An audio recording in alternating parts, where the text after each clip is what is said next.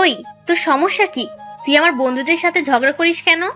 বাসাটা কি তোর একা নাকি? আর একদিন উল্টাপাল্টা কথা বললে তোর খবর আছে। তোর বন্ধুদের তোর রুমে থাকতে বলবি। আমার রুমের সামনে দিয়ে ঘুরপাক খাচ্ছে কেন? আরেকদিন যদি তোর বান্ধবীরা আমার ফুল গাছের ফুল ছিঁড়ে, তাহলে তোর বান্ধবীদের চুল ছিঁড়ব, না হয় তোর চুল ছিঁড়ব। কি? তোর এত বড় সাহস? তুই আমার চুল ছিঁড়বি? দাঁড়া, দেখাচ্ছি মজা। কি করবি? তোর কোনো কিছু এখন কাজ করবে না। আপু নিজের হাতে চুলগুলো এলোমেলো করে চিৎকার দিতে শুরু করলো। পাশের রুম থেকে আম্মু এলো। কি হয়েছে, কাঁদছিস কেন? তোমার ছেলে আমাকে মারছে। মিথ্যা কথা, আমি মারিনি। আম্মু, আপু নিজের হাতে চুল এলোমেলো করে আমার উপর দোষ চাপানোর অপচেষ্টা চালাচ্ছে। ওই, তুই কোন দিন মানুষ হবি? তোর বড় বোনকে তুই মারিস? আজকে তোর খাবার বন্ধ। খাবো না, যাও। আমার কথা সত্য, অথচ আমার কথা বিশ্বাস করো না। তোর আজকে খাবার বন্ধ। আমার এখন কাজ আছে, আমি কিচেনে গেলাম। তানিশা, তুই আমার সাথে রান্না করে চল। যাও, কোনো ব্যাপার না। মনে হয় আপনারা তো কিছুই বুঝতে পারছেন না। আমি পারভেজ, বাবা মায়ের আদরের সন্তান নাকি শাসনের সন্তান তাই বুঝি না। আপুর নাম তানিশা, সবকিছু দখল করে আছে। বাবা ব্যবসা করে, সংসারের মাথা হলো মা। মায়ের কথাই শেষ কথা। বাবা নাকি মাকে ভালোবেসে বিয়ে করেছিল, বাকিটা ইতিহাস। বাসা থেকে বের হয়ে বন্ধুদের নিয়ে আড্ডা দিচ্ছি। আমার কয়েকটা বন্ধু আছে, বন্ধু বললে ভুল হবে, এরা সবগুলো এক একটা কলিজার টুকরা। কিরে মামা, কি হয়েছে? মন খারাপ নাকি? দূর, এটা কোনো জীবন হলো নাকি? কলেজে শাসন, বাসায় শাসন, সব জায়গায় মহিলা আর মহিলা। এই জীবন আর রেখে লাভ কি? হরে আর বাঁচতে চাই না, আমার সবগুলো ফ্রেন্ড মেয়ে। আমার গার্লফ্রেন্ড গুলো মেয়ে। হরে আর বাঁচতে চাই না, আমার সবগুলো গার্লফ্রেন্ড গুলো মেয়ে। বালের কথা বাদ দে, আমার সাথে মজা করিস নাকি? হালারা ফকিন্নি কোনহানের, তোরা কি ছেলেদের সাথে প্রেম করতে চাস নাকি? তোর বালের কথা বাদ দে। আজকে মহিলাদের উপর রাগ করছিস কেন সেটা বল। আমি সবটা খুলে বললাম। আবে, আমি আজকে কোনোভাবে সাহায্য করতে পারবো না। আজকে আমার অবস্থাও একই রকম। বাসায় কে যেন বলে দিছে আমি মামার মেয়ের সাথে প্রেম করি। এদিকে মা আবার অনেক খেপে গেছে। সাইদ, পেটে টান পড়ছে, কিছু খেতে হবে। আমি বেঁচে থাকতে তুই না খেয়ে থাকবি না। দাঁড়া, আমি তোর জন্য খাবার আনছি। 5 মিনিট পর এক গ্লাস পানি এনে বলে, এইটা খা, গলাটা ভিজিয়ে নে। এইটা কি? এইটা বিশুদ্ধ পানি, খাইলে শরীরে একটু জোর পাবি। সাইদ, বেশি রকম হয়ে যাইতেছে কইলাম। আমি জানতাম এমন কিছুই হবে। সাইদ খাবে তোরে, ও 14 গোষ্ঠী তো কিপটা। তোরা থাক, আমি গেলাম। চল দোকানে গিয়ে খেয়ে আসি। চল। তারপর 3 জন মিলে খাওয়া দাওয়া করলাম, চা, রুটি, কলা, কেক। আমার ফোনে টাকা নাই। সাইদ, তোর ফোনটা একটু দে। কি করবি? বেশি টাকা নাই, 1 মিনিটের মধ্যেই শেষ করবি। আরে বেটা, তুই চাইলেই দিয়ে দিব। তারপর মোবাইলটা দোকানদারকে দিয়ে বললাম, এই নেন মোবাইল, যখনই খাবারের বিল দিতে পারি তখন মোবাইল দিয়ে দিবেন। পারবেশ, কাজটা কিন্তু ঠিক করলি না। আবে শালা, ক্ষুধা লাগছে, খাইছি। এখন আমাদের দুজনের জন্য নিজের এই সামান্য মোবাইলটা বন্দুক দিতে পারবি না? সাইদ, আজ থেকে তুই বন্ধুদের জন্য উদাহরণ হয়ে থাকলি রে পাগলা। আমরা জানি তুই তোর বন্ধুদের জন্য নিজের কিডনি পর্যন্ত বিক্রি করতে পারবি রে পাগলা। বালের কথা পরে বলিস, এখন আমার মোবাইলটা দে। তোর মোবাইল তো তুই চাইলেই দোকানদার দিয়ে দিবে। এমন সময় একটা মেয়ে দোকানে এসে বলে, মামা একটা আইসক্রিম দেন। পারবেশ, তুই গরম হয়ে গেছিস, ঠান্ডা একটা আইসক্রিম খা। আব্বে, আইসক্রিম আমি খাই না, আইসক্রিম খাই ফকিন্নির গার্লফ্রেন্ড। ওই, তোদের সমস্যা কি? ওই ফকিন্নি, তুই তুই করে বলিস কারে?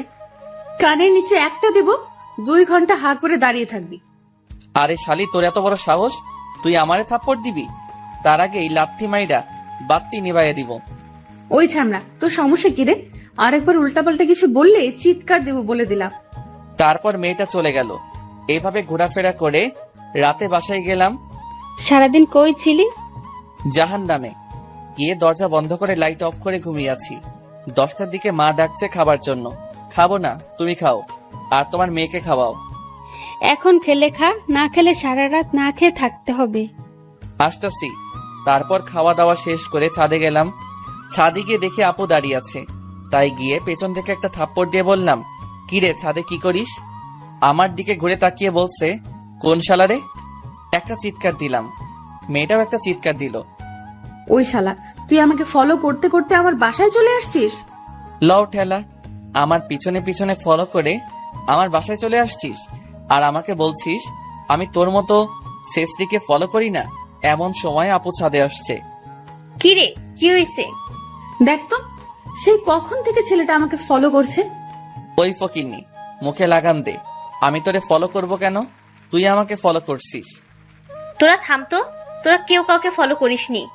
দেখ তানিশা, এই ছেলেটার কথাগুলো সুবিধার লাগছে না।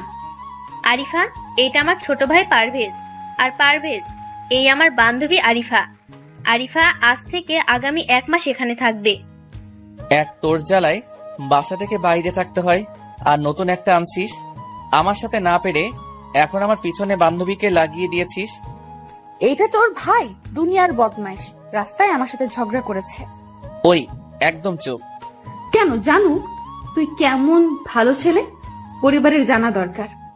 আর একটা কথা বললে কিস করে দিব বললাম। ওই কুত্তা, তোর মুখে থুতু দিব বলে দিলাম। পারলে ঠেকাইস। তারপর চলে আসলাম, আমি আমার রুমে চলে আসলাম আর ওরা ওদের রুমে। রুমের ভিতরে গিয়ে তানিশা আপু আর আরিফা আপু কথা বলছে। তোর ভাই এত খারাপ কেন রে?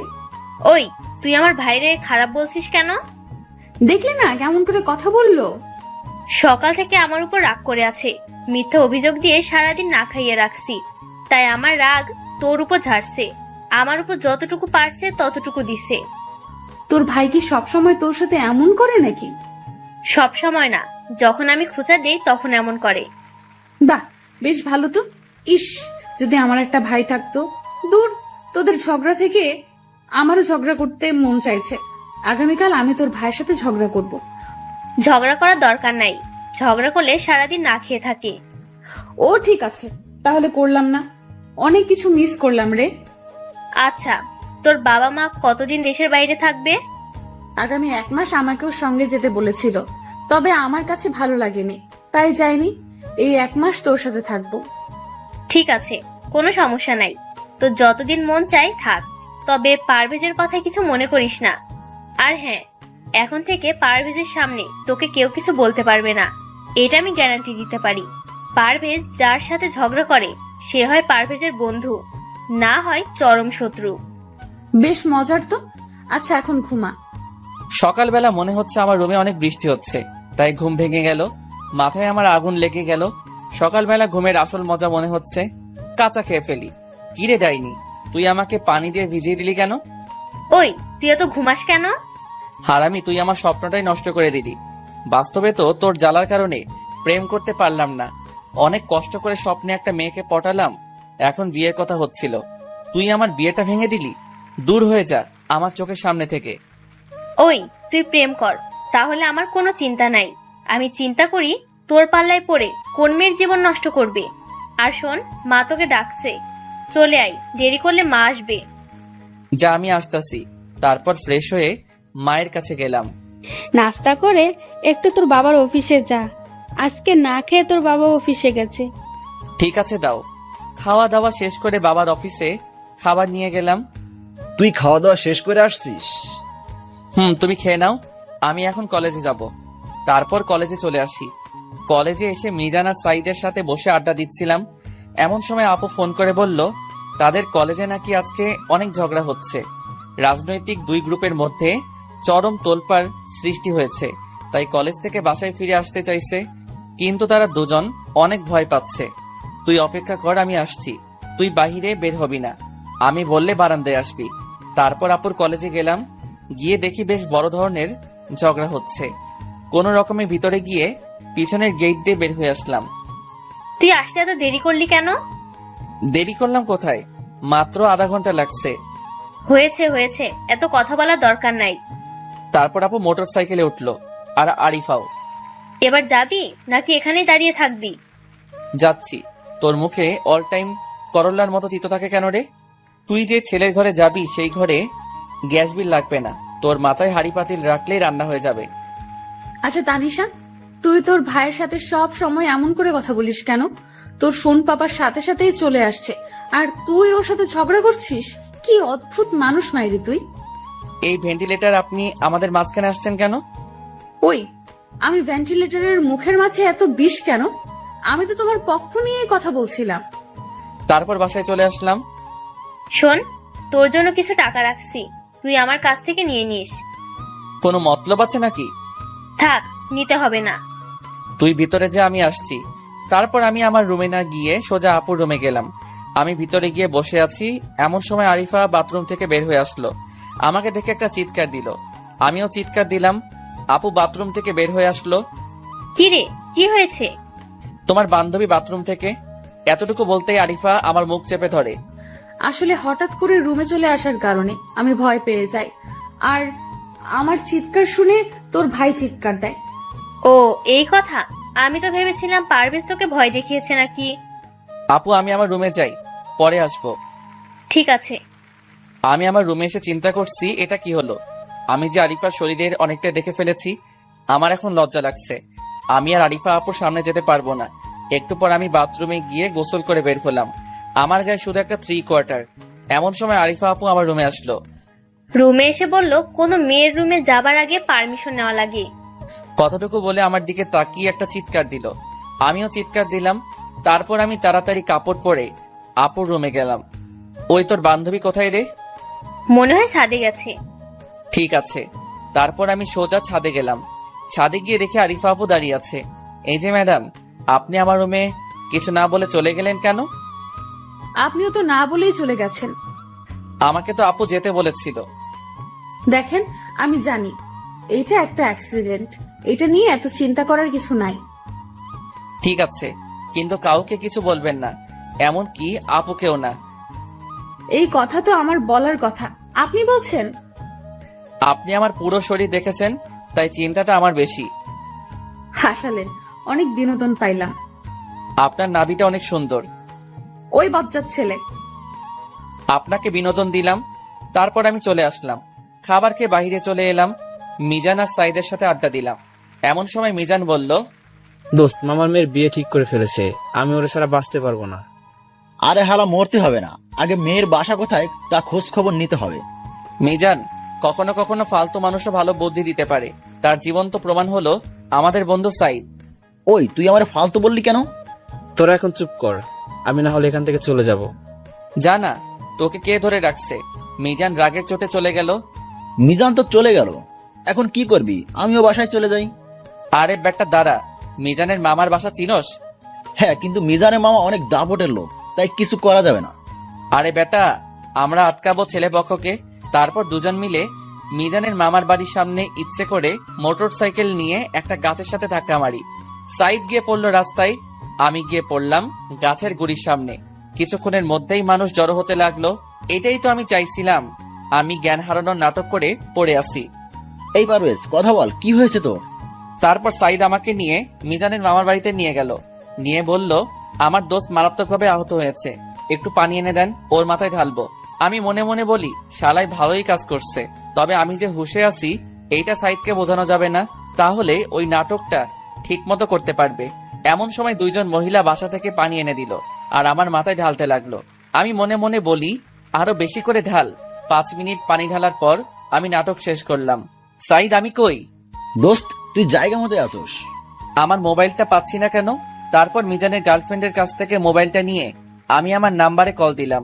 তারপর চলে আসলাম এলাকায়, এসে আড্ডা দিলাম। রাত 10টায় বাসায় ফিরে এলাম। এতক্ষণ কোথায় ছিলি? একটা মিশন শেষ করে আসলাম। আবার কার ঘরে আগুন লাগানোর চেষ্টা করছিস? নিজের ঘরেই লাগাবো। ঠিক আছে ঠিক আছে, বাবার মতো হোস না।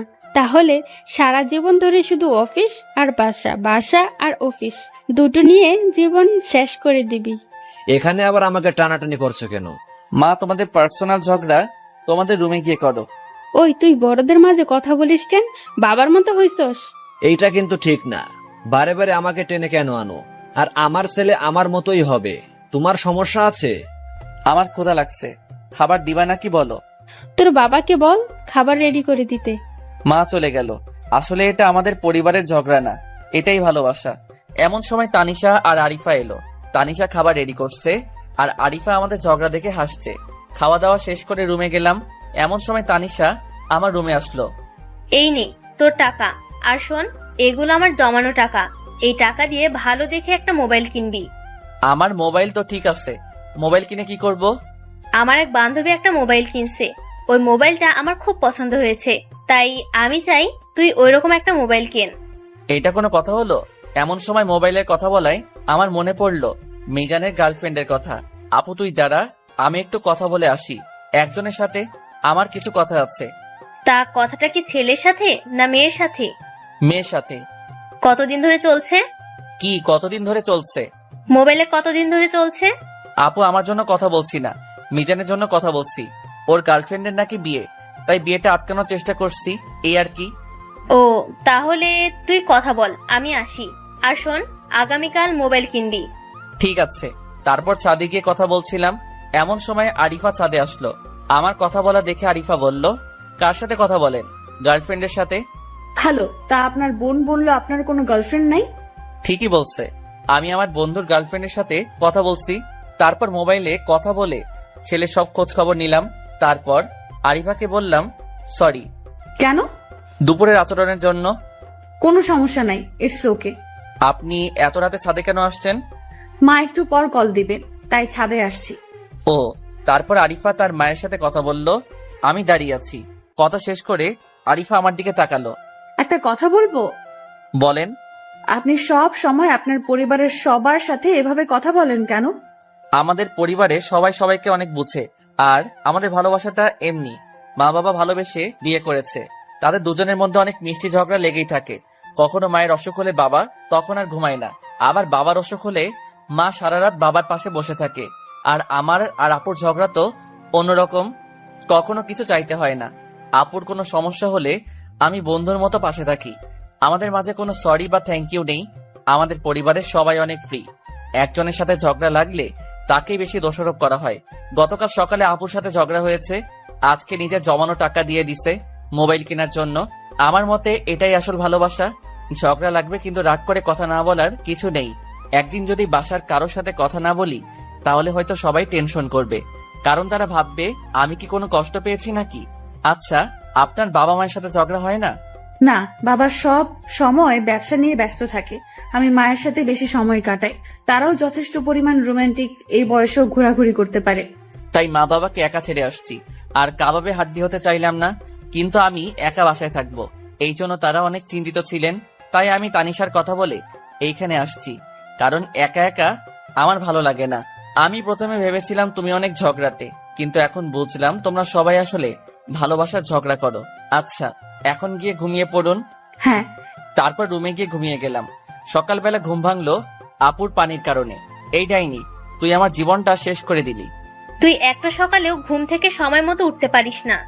তুই একটা সকালেও ঘুম থেকে সময় মতো উঠতে পারিস না। তাই বলে তুই আমার গায়ে পানি ঢেলে দিবি? আমাকে একটা দিন আরামসে ঘুমাতে দিবি না? ওই, এত বকবকানি শোনার মতো সময় আমার নেই। ফ্রেশ হয়ে খাওয়া দাওয়া শেষ কর, কলেজে নিয়ে যাবি। আমাকে তুই ড্রাইভার পেয়েছিস নাকি? আমি আজকে কলেজে যাব না। সেটা তোর ব্যাপার, কিন্তু আমি যাব, আর তুই দিয়ে আসবি। এই নিয়ে কোনো কথা হবে না। ঠিক আছে ঠিক আছে, যা তুই, আমি আসছি। ফ্রেশ হয়ে নাস্তা শেষ করে বাইক নিয়ে দাঁড়িয়ে আছি। এমন সময় আরিফা আর আপু আসলো। আরিফাকে আজকে রাজকন্যা মনে হচ্ছে। কিরে, তুই এভাবে কি দেখছিস? কিছু না, ওঠ। তারপর আপু তারপর আরিফা দুজন উঠলো। আজকে কি তুই সত্যি কলেজে যাবি না? না, আমি কলেজে গেলে মিজানের অনেক বড় ক্ষতি হয়ে যাবে। কি ক্ষতি হয়ে যাবে? আজকেই মিজানের গার্লফ্রেন্ডকে নিয়ে আসবো, তারপর ওদের বিয়ে দিব। এখানে কি পালিয়ে বিয়ের কথা হচ্ছে নাকি? আবাল কোনহানের, এতক্ষণ কি বললাম তাহলে? এই, তুমি তোমার আপুর সাথে যেভাবে কথা বলো সেভাবে আমার সাথে কথা বলবে না। কেন এভাবেই বলবো? আমি তোমাদের স্পেশাল মানুষ। কিভাবে? আমি তোমাদের মেহমান। ঢ্যাঁড়স, 2 টাকার মুরগি, 10 টাকার মশলা। কি বললা? বললাম আপনি অনেক ভালো। তারপর কলেজের সামনে নামিয়ে দিলাম। এখন কোথায় যাবি? শুভ কাজটা সেরে ফেলি। পারভেজ, একটা কথা বলি। বলেন। আমার না এসব দেখতে ভালো লাগে, প্লিজ আমাকে নিয়ে যাবে? আরে, ধরা খেলে সর্বনাশ হয়ে যাবে। তখন আপনাকে নিয়ে পালাবো নাকি নিজের জীবন বাঁচাবো, কোনটা করব? তুমি কি ভীতু নাকি? আরিফা, এইসব কাজ অনেক কঠিন কাজ, তুই যাস না। আরে ধুর বোকা, তোর মতো এত বেরসিক নাকি? জীবনে প্রথম একটা সুযোগ পাবো, তাও আবার হাতছাড়া করবো নাকি? এই মিস আরিফা, আপনি কি জানেন এইসব ঘটনায় অনেক কষ্ট করতে হয়, আর ধরা পড়লে মাইর একটাও মাটিতে পড়ে না।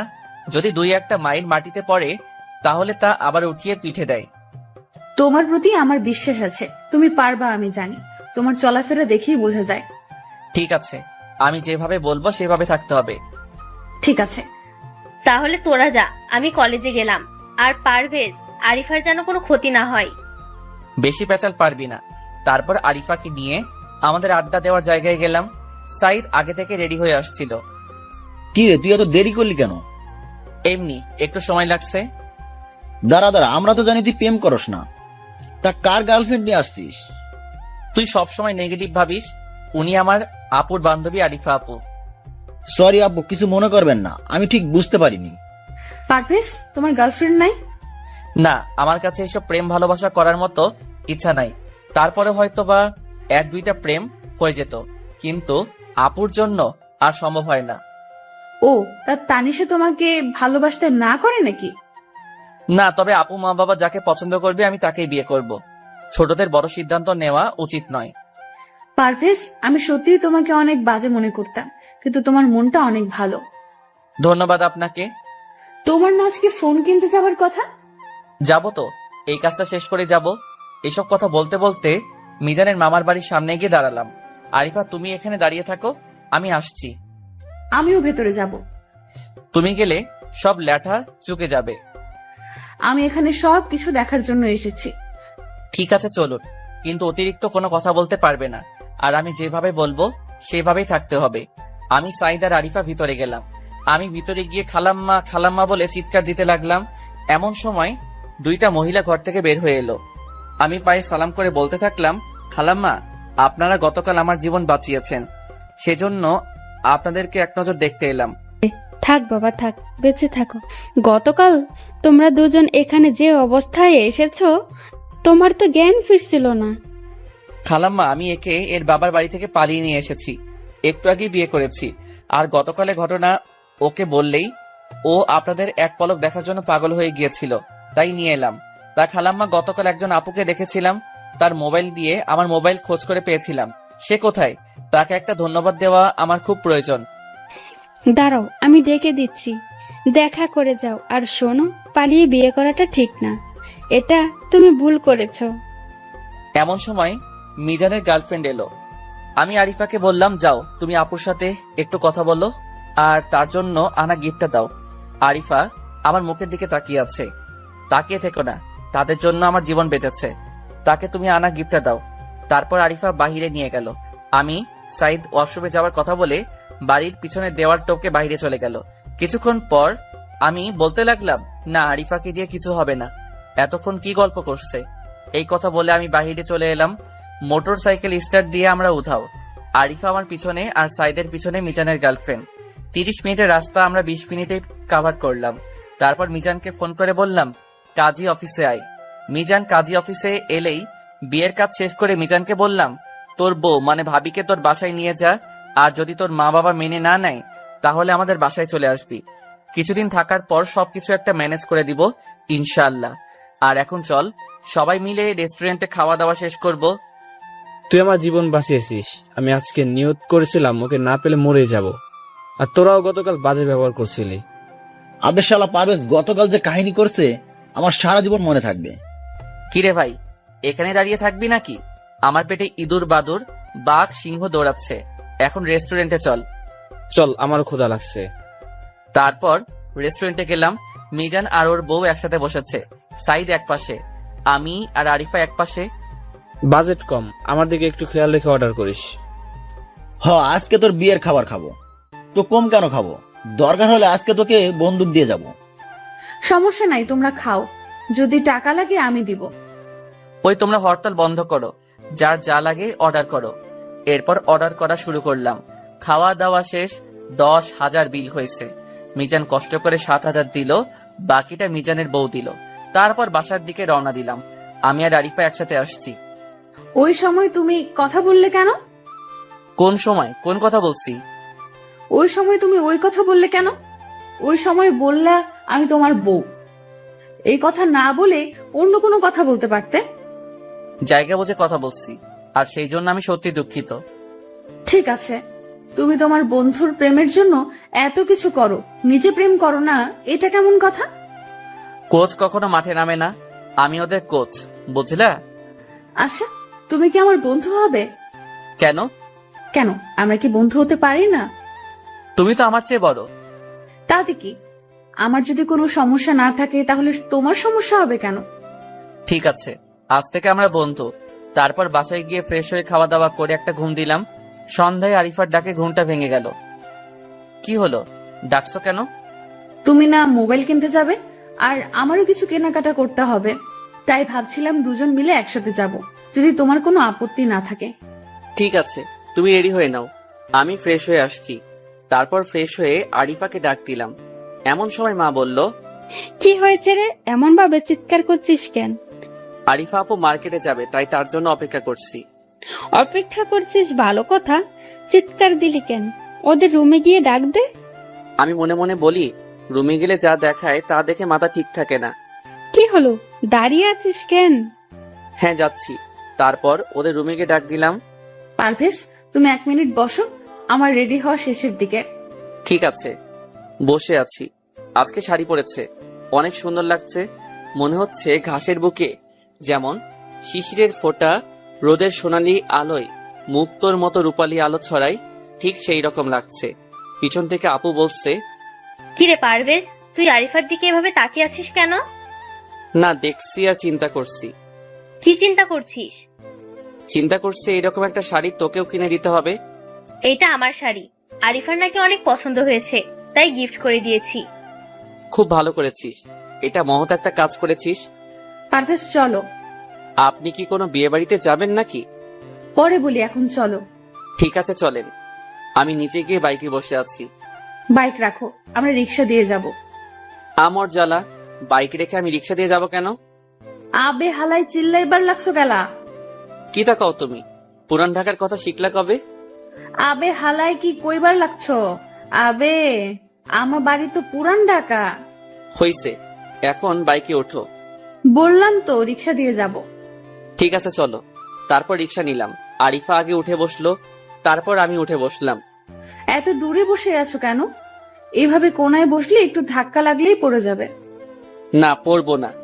এত কথা বলার কি আছে, কাছে এসে বসো। তারপর আর কিছু বললাম না, একদম পাশাপাশি বসে আছি।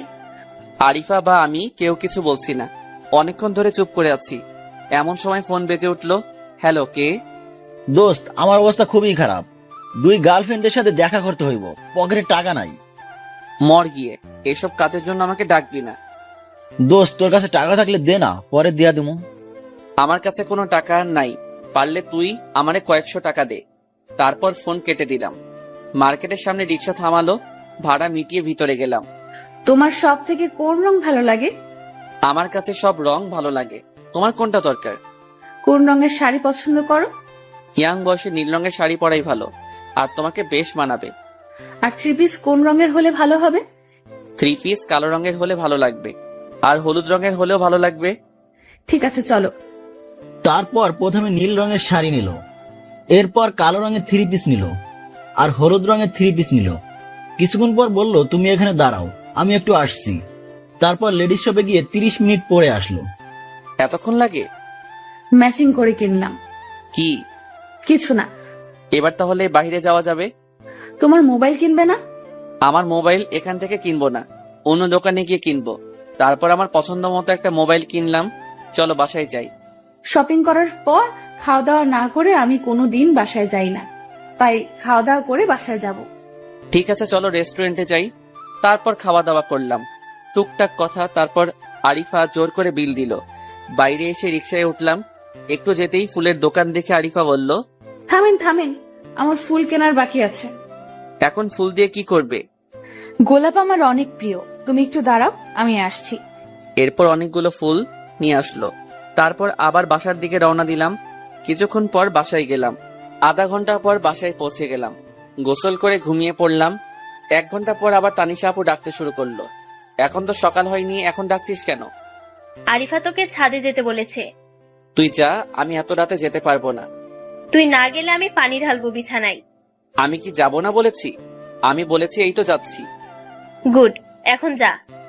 ঠিক আছে, আমি যাচ্ছি। তারপর ছাদে গেলাম, গিয়ে দেখি নীল রঙের শাড়ি পরে দাঁড়িয়ে আছে। অনেক সুন্দর লাগছে, মনে হয় রাতের নীল পরি এখানে এসেছে। হালকা চাঁদের আলোয় আরিফাকে আলোকিত করে রেখেছে। আমাকে কি ডেকেছো? হুম। কিছু বলবে? পিছন থেকে ফুলের তোড়া বের করে হাঁটু গেড়ে বসে বলে, আই লাভ ইউ পারভেজ।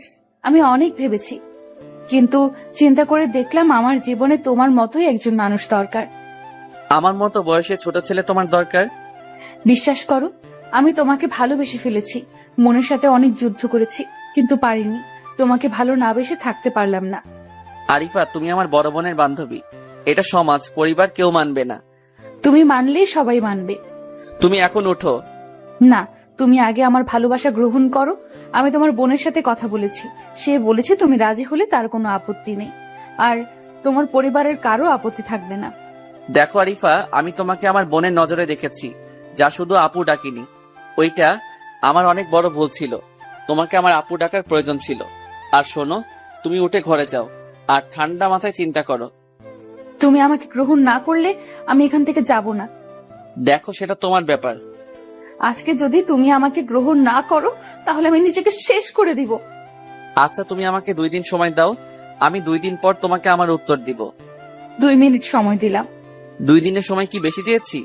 আর বেশি তেরিবেরি করলে আমি নিজেই নিজেকে শেষ করে দিব। না, তুমি নিজের কোনো ক্ষতি করো না। আমি তোমাকে 2 দিন সময় দিলাম। তারপর আরিফাকে রুমে যেতে বললাম। কিছুক্ষণ পর আমিও রুমে চলে এলাম। একটু পর তানিশা আমার রুমে এলো। ওই তুই কি রে? মেয়েটা নিজের লাজ লজ্জার মাথা খেয়ে তোকে প্রপোজ করলো, আর তুই ওকে ফিরিয়ে দিলি?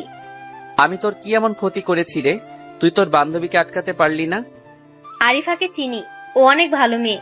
কোনো ছেলের সাথে ওর আড্ডা নেই, কারোর সাথে প্রেম করেনি। তাছাড়া বাবা মায়ের একমাত্র মেয়ে। ওই তোকে অনেক আগে থেকেই ভালোবাসে। সবকিছু ঠিক আছে, কিন্তু আরিফা তো আমার চেয়ে বড়। তুই জেনে শুনে এমন একটা কাজকে উৎসাহিত করলি। ওই তোকে আরো 1 বছর আগে থেকেই ভালোবাসে। মজা করিস আমার সাথে? 2 দিন আগে আমাকে প্রথমবার দেখেছে, আর তুই বলছিস 1 বছর? শোন, 5 বছর হলেও আমার কিছু করার নেই। তুই আমার সাথে ওর উকালতি করতে আসিস না। 3টা চড় দিল তানিশা আমার গালে। আমার মুখে তোর কথা শুনেই তোকে ভালোবেসেছিল। তুই যখন আমাকে কলেজ থেকে নিয়ে আসতি, তোকে এক নজর দেখার জন্য দূরে দাঁড়িয়ে তোকে দেখতো। আমি জানতাম ভালোবাসা কি, তুই তা বুঝিস না, তাই আরিফাকে প্রপোজ করতে মানা করেছিলাম। কিন্তু যখন তুই মিজানের জন্য এত কিছু করলি, তখন আরিফা আমার কোনো কথাই মানলো না, তাই প্রপোজ করছে। ঠিক আছে, আমাকে একটু চিন্তা করতে দে। আর এই কথাগুলো আমাকে ভালো করে বললেও পারতি, গায়ে হাত না তুললেও হতো। তোকে আদর দিয়ে দিয়ে মাথায় তুলে ফেলেছি, এখন মাথা থেকে নামাতে হবে, তাই মারছি। ঠিক আছে, আজকের পর থেকে তুই আর আমার উপর কোনো অধিকার খাটাতে আসবি না। ভালো করে চিনি না, জানি না কিভাবে আমি একজনকে ভালোবাসবো, তা তুই একবারও চিন্তা করলি না? 2টা দিনকে বেশি সময় চাইছিলাম। তোর ইচ্ছা, আমি তোর উপর কোনো অধিকার দেখাবো না। যা, তোকে মুক্তি দিলাম। আমি রাগ করে বাসা থেকে বেরিয়ে এলাম। রাস্তায় অনেকক্ষণ হেঁটে হেঁটে আবার বাসার সামনে এলাম। তারপর ছাদে গেলাম। এক কোনায় ছাদে বসে আছি। বসে থাকতে থাকতে কখন যে ঘুমিয়ে গেছি বলতে পারবো না। সকালে ঘুম ভেঙে গেলে নিচে যাওয়ার সময় দেখি আরিফা দরজার সামনে দাঁড়িয়ে আছে। তুমি কোথায় গিয়েছিলে? একটু আগে তোমাকে তোমার রুমে পেলাম না। ছাদে গিয়েছিলাম। ফ্রেশ হয়ে আসো, তোমাকে নিয়ে বাহিরে যাব। আমি যেতে পারবো না, আমার অনেক ঘুম ধরেছে, চোখ জ্বালাপোড়া করছে। পরে কোনো সময় যাব। তুমি ঠিক আছো? কোনো সমস্যা নাই? আচ্ছা, আগামীকাল তুমি তোমার কথা জানাবে। দয়া করে না করো না। চেষ্টা করব, তবে আপুকে দিয়ে আমাকে অপমান না করলেও পারতে। তানিশা তোমাকে কি বলছে? কিছু না, 1 বছর কারো পিছনে না ঘুরে তাকে সামনাসামনি বলে দিতে, তাহলে এত কষ্ট আর নাটক করার কিছু থাকতো না। তোমার বাবা মায়ের সাথে দেখা করলাম। আমি তোমাকে যেমন ভাবতাম তা পরীক্ষা করে দেখলাম। আইসক্রিমের দোকানে তোমার সাথে ইচ্ছে করে ঝগড়া করছি, আর তুমি দেখলাম আমাকে টিটকারি মারলে। তাই ভাবলাম তুমি হয়তো ইফটিজিং করো, তাই আরেকটু সময় নিলাম। জয় বাংলা, হইছে কাম। আজকের পর থেকে আমার বিষয়ে কোনো কথা আপুর সাথে শেয়ার করতে পারবে না। তানিশাকে ছাড়া আমি কিভাবে থাকবো? ওই সবকিছু ব্যবস্থা করে দিল, আর ওকে কোনো কিছু জানাবো না। এটা কেমন কথা? শোনো, আগামীকাল লাগবে না, আজকে আমার উত্তর নিয়ে নাও। আমি আপুর সাথে প্রেম করতে পারবো না। তবে যদি মা বাবাকে রাজি করাতে পারো তবে তা ভিন্ন কথা। তোমার চেয়ে বয়সে বড় কারোর সাথে প্রেম করতে পারবে না? তাহলে তোমার বাবা মাকে রাজি করানোর কি আছে? আচ্ছা, তুমি কি আমাকে সত্যি ভালোবাসো? নিজের জীবনের চেয়ে বেশি। বিয়ের আগে আমার সাথে রাত কাটাতে পারবে? কি বলছো এসব? তোমার মাথা ঠিক আছে? হ্যাঁ, যা শুনলে তাই বলছি। বিয়ের আগে আমার সাথে রাত কাটাতে পারবে? আমাকে 2 দিন সময় দাও, আমি তোমাকে ভেবে বলছি। হ্যাঁ, যা শুনলে তাই বলছি। বিয়ের আগে আমার সাথে রাত কাটাতে পারবে? আমাকে 2 দিন সময় দাও, আমি ভেবে বলছি। তোমার যতদিন সময় লাগে সময় নাও, তারপর আমি আমার রুমে চলে আসি। আমারও তো একটু দেখা দরকার কেমন ভালোবাসে। আবেগের বশে সে কি বিবেককে বিসর্জন দিতে পারে কিনা। গোসল করে একটা লম্বা ঘুম দিলাম। দুপুরবেলা ঘুম থেকে উঠে ফ্রেশ হয়ে বাইরে যাচ্ছি, এমন সময় দেখি আরিফা ডাকছে। কিছু বলবা? হ্যাঁ, তোমাকে নিয়ে আমি একটু বের হতে চাই। কোথায় যাবে? তুমি রেডি হও, আমি তোমাকে নিয়ে যাচ্ছি। এখন কিছু জানতে চেও না। ঠিক আছে, আমি আসছি, 5 মিনিট সময় দাও। রেডি হয়ে নিচে গেলাম। আরিফা আগে থেকে আমার জন্য অপেক্ষা করছে। চলো। তারপর বাহিরে গিয়ে একটা রিক্সা নিয়ে যাচ্ছি। রিক্সা থেকে নামলাম একটা এতিমখানার সামনে। ভিতরে যেতেই অনেকগুলো বাচ্চা এসে আরিফার চারদিকে ভিড় করলো। মনে হয় আরিফা এদের অনেক আপন। আরিফা আমার দিকে আঙ্গুল তুলে বলছে, ওই যে তোমাদের ভাইয়া। কিছু বুঝে ওঠার আগে বাচ্চাগুলো আমার কাছে ছুটে আসলো। তারপর বাচ্চাদের সাথে বসে সময় পার করলাম। সন্ধ্যার দিকে একটা গাড়ি এলো। গাড়ি থেকে একটা লোক এসে আরিফাকে বলল, ম্যাডাম, খাবার এসে গেছে। এখন কি বাচ্চাদেরকে খাবার দিয়ে দেব? সবাইকে খবর দাও। এমন সময় আরিফা আমার কাছে এসে বলল, এদের সাথে বসে খেতে তোমার কোনো আপত্তি আছে? দেখো, এদের সাথে খেলে অন্যরকম একটা অনুভূতি কাজ করবে, অনেক শান্তি পাবে। আমার কোনো সমস্যা নাই। তাছাড়া আমি প্রতি বছর এমন বাচ্চাদের সাথে বসে খাবার খাই। তাইলে ঠিক আছে, তুমি আমার সাথে বসে খাবে। তারপর আমি আরিফার পাশে বসে বাচ্চাদের সাথে খাচ্ছি। মাঝে মাঝে আরিফার দিকে তাকিয়ে আছি। আরিফা কিন্তু একবারও আমার দিকে তাকালো না। খাওয়া দাওয়া শেষ করে বাহিরে বসে আছি। এখানে বসে আছো কেন? তোমার কি মন খারাপ? না, অনেক ভালো লাগছে, সত্যি অনেক আনন্দ লাগছে। এখন চলো, সবার কাছ থেকে বিদায় নিয়ে চলে যাই। তারপর সবার কাছ থেকে বিদায় নিয়ে আসার সময় এতিমখানার চাচা বলছে, আরিফা মা, তুমি আবার কবে আসবে? সঠিক বলতে পারি না, তবে যদি আমি না আসতে পারি তাহলে এখন থেকে প্রতি মাসে পারভেজ আসবে। ও, তাহলে ঠিক আছে। ভালো থেকো মা, ভালো থেকো বাবা। তারপর বাহিরে এসে রিক্সা নিয়ে আবার বাসার দিকে রওনা দিলাম। আরিফা আজকে প্রয়োজন ছাড়া কোনো কথা বলছে না। আগের মতো চঞ্চলতা তার ভিতরে আমি দেখতেও পাচ্ছি না। তবে বাচ্চাদের সাথে অনেক হেসে হেসে কথা বলছে। নীরবতা ভেঙে আমি প্রশ্ন করলাম, আরিফা, এখানে তুমি কতদিন পর পর আসো? যখন আমার মন ভালো থাকে না তখন আসি। এই এতিমখানাটা বাবা বানিয়েছে। অনেকগুলো বাচ্চা এখানে থাকে আর লেখাপড়া করে। আমাদের বাসায় কেউ গেলে ওই দিন বাহির থেকে খাবার নিয়ে যাওয়া হয়, আর না হলে ওইখানেই রান্না করা হয়। পুরোটাই বাবা নিজের হাতে সামলান। আমাদের সাথে ফোন করে কথা না বললেও এতিমখানার খোঁজ খবর ঠিকই রাখেন। ও, তাহলে আমার মনে হয় তোমার বাবা অফিসে অনেক ভালো মানুষ। আচ্ছা পারভেজ, ওই সময় কি কথাটা তুমি সিরিয়াসলি বলেছিলে নাকি মজা করেছিলে? কোনো কথা বলছো তুমি? এক রাতের কথা। সিরিয়াস ভাবে বলছি। তাহলে আমি চিন্তা করে ফেলেছি, তোমার কথায় আমি রাজি। আমার কোনো আপত্তি নেই। তোমার কি মাথা ঠিক আছে? তোমার মনের আশা পূরণ করলাম আর কি। এমন সময় রিক্সা বাসায় এসে পড়লো। রিক্সা ভাড়া মিটিয়ে রুমে চলে এলাম। এমন সময় মিজান ফোন করে বলল যে তার বাবা মা তাদের বিয়েটা মেনে নিয়েছে আর আগামীকাল তাদের বৌভাত অনুষ্ঠান, তাই আমাকে রাতেই যেতে হবে। মিজান, আমি আগামীকাল সকালে আসবো, এখন আসতে পারবো না। মিজান বলল, তোর বাসার দরজাটা খোল, আমি বাইরে দাঁড়িয়ে আছি। দরজা খুলে দেখি মিজান আর মিজানের বউ দাঁড়িয়ে আছে। ভিতরে আয়। সর সামনে থেকে। ভিতরে গিয়ে চিৎকার দিতে আরিফা আপু একটু বাহির আসেন। আরে মিজান, কেমন আছো তোমরা? আপু, একদম ভালো আছি। আমাদের দুজনের পরিবার থেকে আমাদের বিয়েটা মেনে নিয়েছে। আগামীকাল আমাদের বাড়িতে অনুষ্ঠান, তাই আপনাকে দাওয়াত দিতে এলাম। আপনি কিন্তু আসবেন। তারপর আমাদের বাসার সবাইকে দাওয়াত দিল। সবাই খুশি। পারবেশ, চলি রে। ঠিক আছে, যা, ভালো থাকিস। তারপর রুমে গিয়ে কাপড় চেঞ্জ করে ছাদে গেলাম। চিন্তা করছি আগামীকাল আমি মিজানের বিয়ের অনুষ্ঠানে যাব না। আমার বাড়িতে এলো, সবাইকে দাওয়াত দিল সামনাসামনি, আমাকে মোবাইলও বলল, আর সরাসরি বলল না, তাই যাব না। এমন সময় আরিফা ছাদে আসলো। কিছু বলবে? না, মন ভালো লাগছে না, তাই ছাদে চলে এলাম। তাহলে তুমি বসো, আমি আসি। আমার পাশে বসো। না, আমি ঘুমিয়ে পড়বো। আমি রাজি, তুমি জায়গা ঠিক করো। নিজের কানকে বিশ্বাস করতে পারছি না। আরিফা, তুমি কি বলছো তা তুমি জানো? আমি জানি, আমার কোনো সমস্যা নেই। তুমি তো দেহ চাও, আর আমি তোমার মন চাই। তুমি না হয় দেহটা নিলে, তার বিনিময়ে আমাকে তোমার মনটা দিবে। চুপ করে নিচে চলে এলাম। এখানে আরিফার কোনো দোষ নেই, সবটুকু আমার দোষ। কোনো চিন্তা না করে বাহিরে গিয়ে একটা সিগারেট ধরিয়ে দিলাম। আরিফার কথাগুলো কানে বাজতে থাকলো। তুমি তো দেহ চাও, আর আমি তোমার মন চাই। তুমি না হয় আমার দেহ নিলে, তার বিনিময়ে আমাকে তোমার মনটা দিবে। কথাটা বারবার কানে বাজতে থাকলো। আমি আর কোনো কিছু চিন্তা করতে পারছি না। দুইটাই বাসায় গিয়ে ঘুমানোর চেষ্টা করছি, কিন্তু চোখে ঘুম আসছে না। তাই আবার ছাদে গেলাম। ছাদে গিয়ে দেখি আরিফা দাঁড়িয়ে আছে। এত রাতে তুমি ছাদে কি করো? চোখ মুছতে মুছতে আরিফা বলল, এমনি ঘুম আসছিল না, তাই একটু ছাদের খোলা আকাশ দেখতে এলাম। আকাশে মেঘ করেছে, বৃষ্টি আসবে, রুমে যাও। আকাশের বৃষ্টির দেখা যায়, কিন্তু মনের মাঝে তুফান এলেও তা দেখা যায় না। একটা কথা বলবো?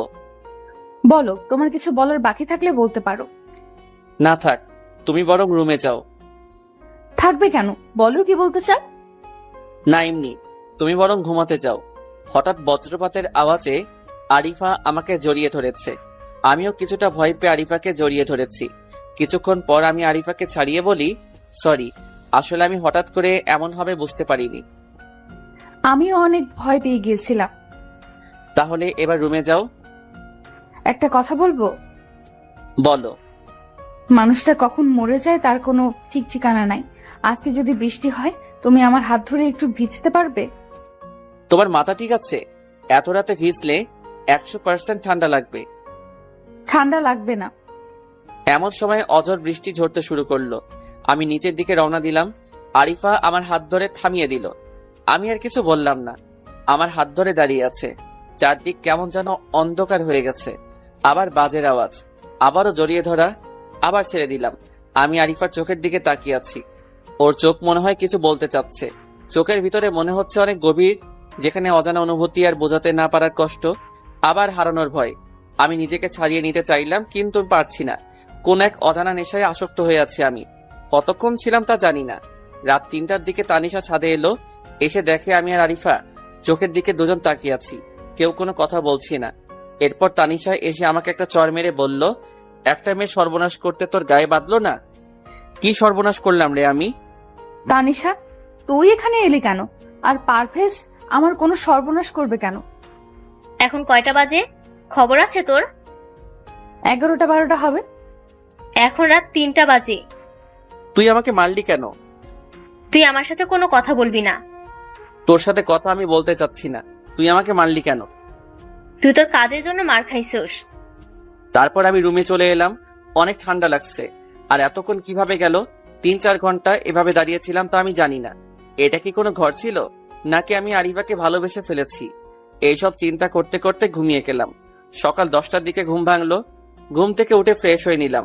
বাসার সবাই মনে হয় কোথাও যাবে। তারপর মনে পড়লো মিজানের বৌভাত অনুষ্ঠানে যাবে মনে হয়। পারভেজ, তুমি যাবে না মিজানদের অনুষ্ঠানে? না, আমি যাব না। তাহলে আমিও যাব না। তুমি যাও, আর না গেলে মিজান মন খারাপ করবে। তুমি না গেলে মন খারাপ করবে না। না, কারণ আমি আরো পরে যাব। আমি তোমার সাথে যাব। এমন সময় মা বাবা তানিশা সবাই বলছে, পারভেজ, আরিফা তোমরা আসো, আমি একটু পরে যাব। তোর ফাজলামি বাদ দিয়ে চল। আমি তো যাওয়ার জন্য রেডি হইনি। তাহলে রেডি হয়ে চলে আসিস। চল আমরা যাই। আরিফা আর কোনো কথা বলল না। আমার দিকে তাকিয়ে চলে গেল মায়ের সাথে। তারপর আবার গোসল করে নীল রঙের পাঞ্জাবি পরে চলে গেলাম। গিয়ে দেখি অনেক মানুষ এসে গেছে। দুপুরে খাবার সময় খাবার খাচ্ছি, এমন সময় একটা ছেলে আরিফার ওড়না ধরে টান মারে। আমি ছেলেটার কাছে গিয়ে বললাম, তুমি কি ইচ্ছে করে টান মারছো নাকি এমনি হয়ে গেছে? ইচ্ছে করে দিছি। আমার মাথা নষ্ট হয়ে গেল। লাত্তি, খুশি, চড়, থাপ্পড় যেভাবে পারছি মারছি। কয়েকজন ফেরানোর চেষ্টা করছে, ছেলে আর আমার মাঝে নেই। খান কি পোলা, আসবি? ওইটার সহ দিমু মাদার পো। ইচ্ছা মতো কিছুক্ষণ দেওয়ার পর, কিরে তুই আমার মেহমানকে মারছিস কেন? তোর মেহমান আরিফার ওনা ধরে টান মারছে। খান কি পোলা, কত বড় সাহস এর! আবার আমাকে বলে যে কি জিনিস। ভাই বুঝতে পারে নাই, ছাইড়া দে। তারপর মিজান ছেলেটাকে বলল আরিফের কাছে ক্ষমা চাইতে। ছেলেটা আরিফার কাছে ক্ষমা চাইছে। থাক ভাই, আর কখনো এমন করো না। আপু জীবনেও করব না। তুই যা ইচ্ছা করে, তাতে আমার কিছু যায় আসে না। আমার পরিচিত কারোর সাথে করলে হাসপাতালে নিয়ে যাওয়ার মতো অবস্থা রাখবো না ইনশাল্লাহ। তারপর আমি খাওয়া দাওয়া বাদ দিয়ে ছেলেটাকে হাসপাতালে নিয়ে গেলাম। আসলে রাগ উঠলে মাথা ঠিক থাকে না, ওই জন্য এমন করি। হাসপাতালে নিলে বলে পুলিশ কেস, ইপটিজিং করতে গিয়ে ধরা খাইছে, তাই এমন হয়েছে। কি কি লাগবে বলেন, আমি করে দিচ্ছি। থানায় ডায়েরি করতে হবে। এখন আপনাকে মারবো, তারপর আপনি থানায় যাবেন, পুলিশ আসবে, তদন্ত করবে। আমি পুলিশকে ঘুষ দিয়ে পাঠিয়ে দিব। তারপর আবার আরেকটা তদন্ত কমিটি গঠন হবে, যে এই কমিটি ঠিক মতো কাজ করেছে কিনা। তারপর তোর চিকিৎসা হবে। বুঝতে পারছি ভাই, দাঁড়ান আমি চিকিৎসা করছি। তারপর ছেলেটাকে হাসপাতালে দিয়ে আসলাম। আসার আগে দেখলাম ছেলেটার মা আসছে, এসে কান্না করছে। তারপর আমি বললাম, আমি আপনার ছেলেকে মেরেছি, পারলে ক্ষমা করে দিয়েন। আল্লাহ, তোর শরীরে কিরা পড়বে? তুই আমার ছেলেকে মারছিস। আন্টি আপনি দাঁড়ান, আমি আসছি। তারপর এক প্যাকেট রক্ত দিয়ে চলে আসলাম। রাতে বাসায় আসলাম, কেউ আমার সাথে কথা বলছে না, কারণ আজকেও মারামারি করছি। আর আমি এটাও জানি আজকে আমার খাবার বন্ধ। কি আর করবো, না খেয়ে ঘুমিয়ে গেলাম। রাত 12টার দিকে আরিফা কল দিছে। কিছু বলবা? একটু ছাদে আসো। কিসের জন্য? এমনি, তুমি আসো। ঠিক আছে। তারপর ছাদে গিয়ে দেখে আরিফা খাবার নিয়ে ছাদে বসে আছে। কি ব্যাপার, ছাদে আসতে বললা কেন? খাবারটা খেয়ে নাও। এটা কার খাবার? তোমার জন্য লুকিয়ে রাখছিলাম। আমার মাথায় হাত দিয়ে বলো, এটা কার খাবার? এইবার আরিফা বলল, এইটা আমার খাবার। রাতে রুমে খাওয়ার কথা বলে নিয়ে আসছিলাম। তুমি খাও, আমি খাবো না। তাহলে খাবারগুলো নিচে ফেলে দে। না, তুমি খাও। যদি তুমি নিজের হাতে খাওয়াতে পারো তাহলে খাবো। পারবো না। আমার না রাতে না খেয়ে থাকতে অনেক কষ্ট হয়, তাই বলছিলাম তুমি যদি নিজের হাতে খাইয়ে দিতে। তোমার হাতে কি হয়েছে? তুমি যদি নিজের হাতে খাইয়ে দিতে পারো তাহলে তুমি যা চাইবে তাই পাবে। তুমি শিওর? হুম। তারপর আরিফাকে নিজের হাতে খাইয়ে দিচ্ছি। একটু পর আরিফাও আমাকে খাইয়ে দিচ্ছে। এভাবে খাওয়া দাওয়া শেষ করলাম, পানি দিয়ে হাত পরিষ্কার করলাম। একটা কথা বলি। বলো। ওই ছেলেটা আমার ওড়না ধরে টান দিছে, তার জন্য তোমার এত খারাপ লাগলো কেন? জানি না। তুমি কি আমাকে ভালোবাসো? জানি না। আগামীকাল বাসায় চলে যাব। মা বাবাকে বলেছি, তাই তারা 1 মাস না থেকে চলে আসবে। আমি হয়তো আগামীকাল বিকালে চলে যাব। আর একটা কথা, তুমি বলছিলে না বিয়ের আগে তোমার সাথে এক রাত থাকতে, আজকে আমি তোমার সাথে থাকবো। আরিফা তুমি ভুল ভাবছো, আমি তো এত কিছু ভেবে বলিনি। শর্ত তো শর্তই। আরিফা তুমি না একটু আগে বললা যে আমি তোমার কাছে যা চাইবো তাই দিবা? তাহলে শোনো, আমি চাই তুমি সব সময় হাসি খুশি থাকো। আমিও চাই তুমি সব সময় আমার পাশে থাকো। তারপর কিছুক্ষণ কথা বলে রুমে চলে গেলাম। সকালে ঘুম থেকে উঠে জানতে পারলাম আরিফা সকালে তার বাসায় চলে গেছে। আগামী 1 সপ্তাহ পর তার বিয়ে। আমাদের বাসায় আরিফার বাবা মা আসছিল, আমি ঘুমিয়েছিলাম, তাই আমার সাথে দেখা হয়নি। নে, এবার তো তোর শান্তি। আরিফা যাবার সময় অনেক কেঁদেছে। মেয়েটার মুখের দিকে আমি তাকাতে পারিনি। বারবার বলে গেছে, আমি আমার ভালোবাসার মানুষকে কখনো বুঝাতে পারিনি আমি তাকে কতটা ভালোবাসি। আরিফা আমাকে সব কিছুই বলেছে, আর এই বিষয়টা তোর বাবাও জানে। আমরা ভেবেছিলাম তুই ওকে পছন্দ করবি, কিন্তু তুই যেহেতু না করেছিস তাই আমরাও না করে দিয়েছি। জীবনে আসল ভালোবাসাটা তুই হারিয়ে ফেললি। আর মাত্র 7 দিন পর মেয়েটির বিয়ে হয়ে যাবে। আমি কোনো কিছু বলতে পারছি না, কারণ নিজের অজান্তেই কখন যে আরিফাকে ভালোবেসে ফেলেছি তা আমিও জানি না। শুধু নিজের ইগোর কথা চিন্তা করে কিছু বলতে পারলাম না। এমন সময় তানিশা একটা চিঠি দিয়ে গেল। এই নে, তোর জন্য এই চিঠিটা দিয়ে গেছে। আমি চিঠিটা নিয়ে আমার রুমে চলে গেলাম। চিঠিটা খুলবো কিনা তা নিয়ে মনের মাঝে একটা ভয় কাজ করছে, কি লিখে গেছে আরিফা। তাই বাসা থেকে বের হয়ে নদীর পাড়ে বসে চিঠিটা খুললাম। চিঠিটাতে লেখা ছিল, প্রিয় পারভেজ, সেই কবে থেকে তোমাকে ভালোবাসি, কিন্তু তা বলতে পারিনি। যখন তোমাকে বললাম তখন তুমি আমাকে বললে তোমার সাথে এক রাত থাকার জন্য। আমি তাতেও রাজি ছিলাম, তুমি আবার না করে দিলে। ওই দিন বৃষ্টির রাতের কথা মনে আছে তোমার? ওই দিন আমি তোমার চোখে ভালোবাসা দেখেছিলাম, কিন্তু তুমি তা বুঝতে পারলে না। আমি বাবার কাছে বিয়ের জন্য কিছুদিন সময় চেয়েছিলাম, বাবা আমাকে দিয়েছিল, কিন্তু সেই সময়ের মধ্যে আমি তোমাকে আমার কাছে নিতে পারিনি। 1 সপ্তাহ পর আমার বিয়ে আমার খালাতো ভাইয়ের সাথে। আমি জানি তুমি আমাকে বন্ধু বলে মনে করো, তুমি পারলে আমার বিয়ের সময় এসো। তুমি আমার সামনে দাঁড়িয়ে থাকবে, আমি তোমার দিকে তাকিয়ে কবুল বলবো, আর মনে মনে ভাববো তোমার সাথে আমার বিয়ে হয়েছে। ইতি, তোমার পথের কাঁটা আরিফা। চিঠিটা পড়ে সত্যি অনেক খারাপ লাগছে। চোখের কোণে জল জমতে থাকলো। কান্না চেপে রাখতে পারলাম না, তাই চিৎকার দিয়ে কান্না করতে থাকলাম। ভালোবাসা কি তা আমি সত্যিই বুঝি না, কখনো বোঝার চেষ্টা করিনি। না চাইতেই যে ভালোবাসা পাওয়া যায়, সেই ভালোবাসাকে আমরা মূল্য দিতে জানি না। আমার সব অপমান সহ্য করেও যে আমার কথা ভাবতো, সেই আমাকে আসলে ভালোবাসে। আমি কি করব? এখন কি আরিফা আমার কাছে আসবে, বা আমি বললে সে আমার কথা মানবে? সবকিছু কেমন যেন কুয়াশার চাদরে ঢেকে যাচ্ছে। মেয়েটা তো কোনো দিক দিয়ে খারাপ না, দেখতে অনেক সুন্দরী। অসহায় মানুষের পাশে নিজেকে বিলিয়ে দেয়। তার পরিবারও একই রকম। না, আমি আমার ভালোবাসাকে হারিয়ে যেতে দিব না। যেভাবেই হোক আমাকে আরিফার বিয়ে আটকাতেই হবে। মিজান সাইদকে ফোন দিলাম, দরকার হলে আরিফাকে তুলে আনবো, তাও নিজের ভালোবাসাকে হারিয়ে যেতে দিব না। কিছুক্ষণ পর ওরা আসলো। দোস্ত, তুলে আনতে পারবো যদি আরিফা রাজি থাকে। আরিফা মনে হয় রাজি হবে।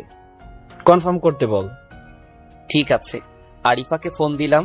আরিফা, আমি সরি। সরি কেন বলছো? তোমাকে আমি কখনো বুঝতে পারিনি। সেটাই তো তোমার জন্য ভালো হয়েছে, তবে আমার জন্য হয়েছে কষ্টের কারণ। প্লিজ, তুমি আমার জীবনে ফিরে আসো। কখনো কোনো অভিযোগ করার সুযোগ দিব না।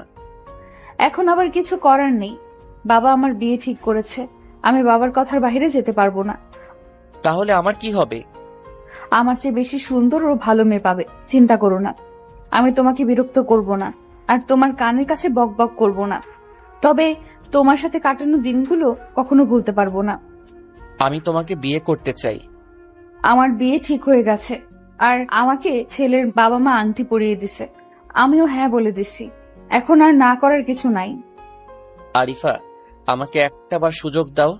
আরিফা কান্না করতে করতে বলল, আমি তোমাকে ভালোবাসতাম, এখন বাসি না। আর শোনো, পারলে ক্ষমা করে দিও, তোমাকে অনেক বিরক্ত করেছি।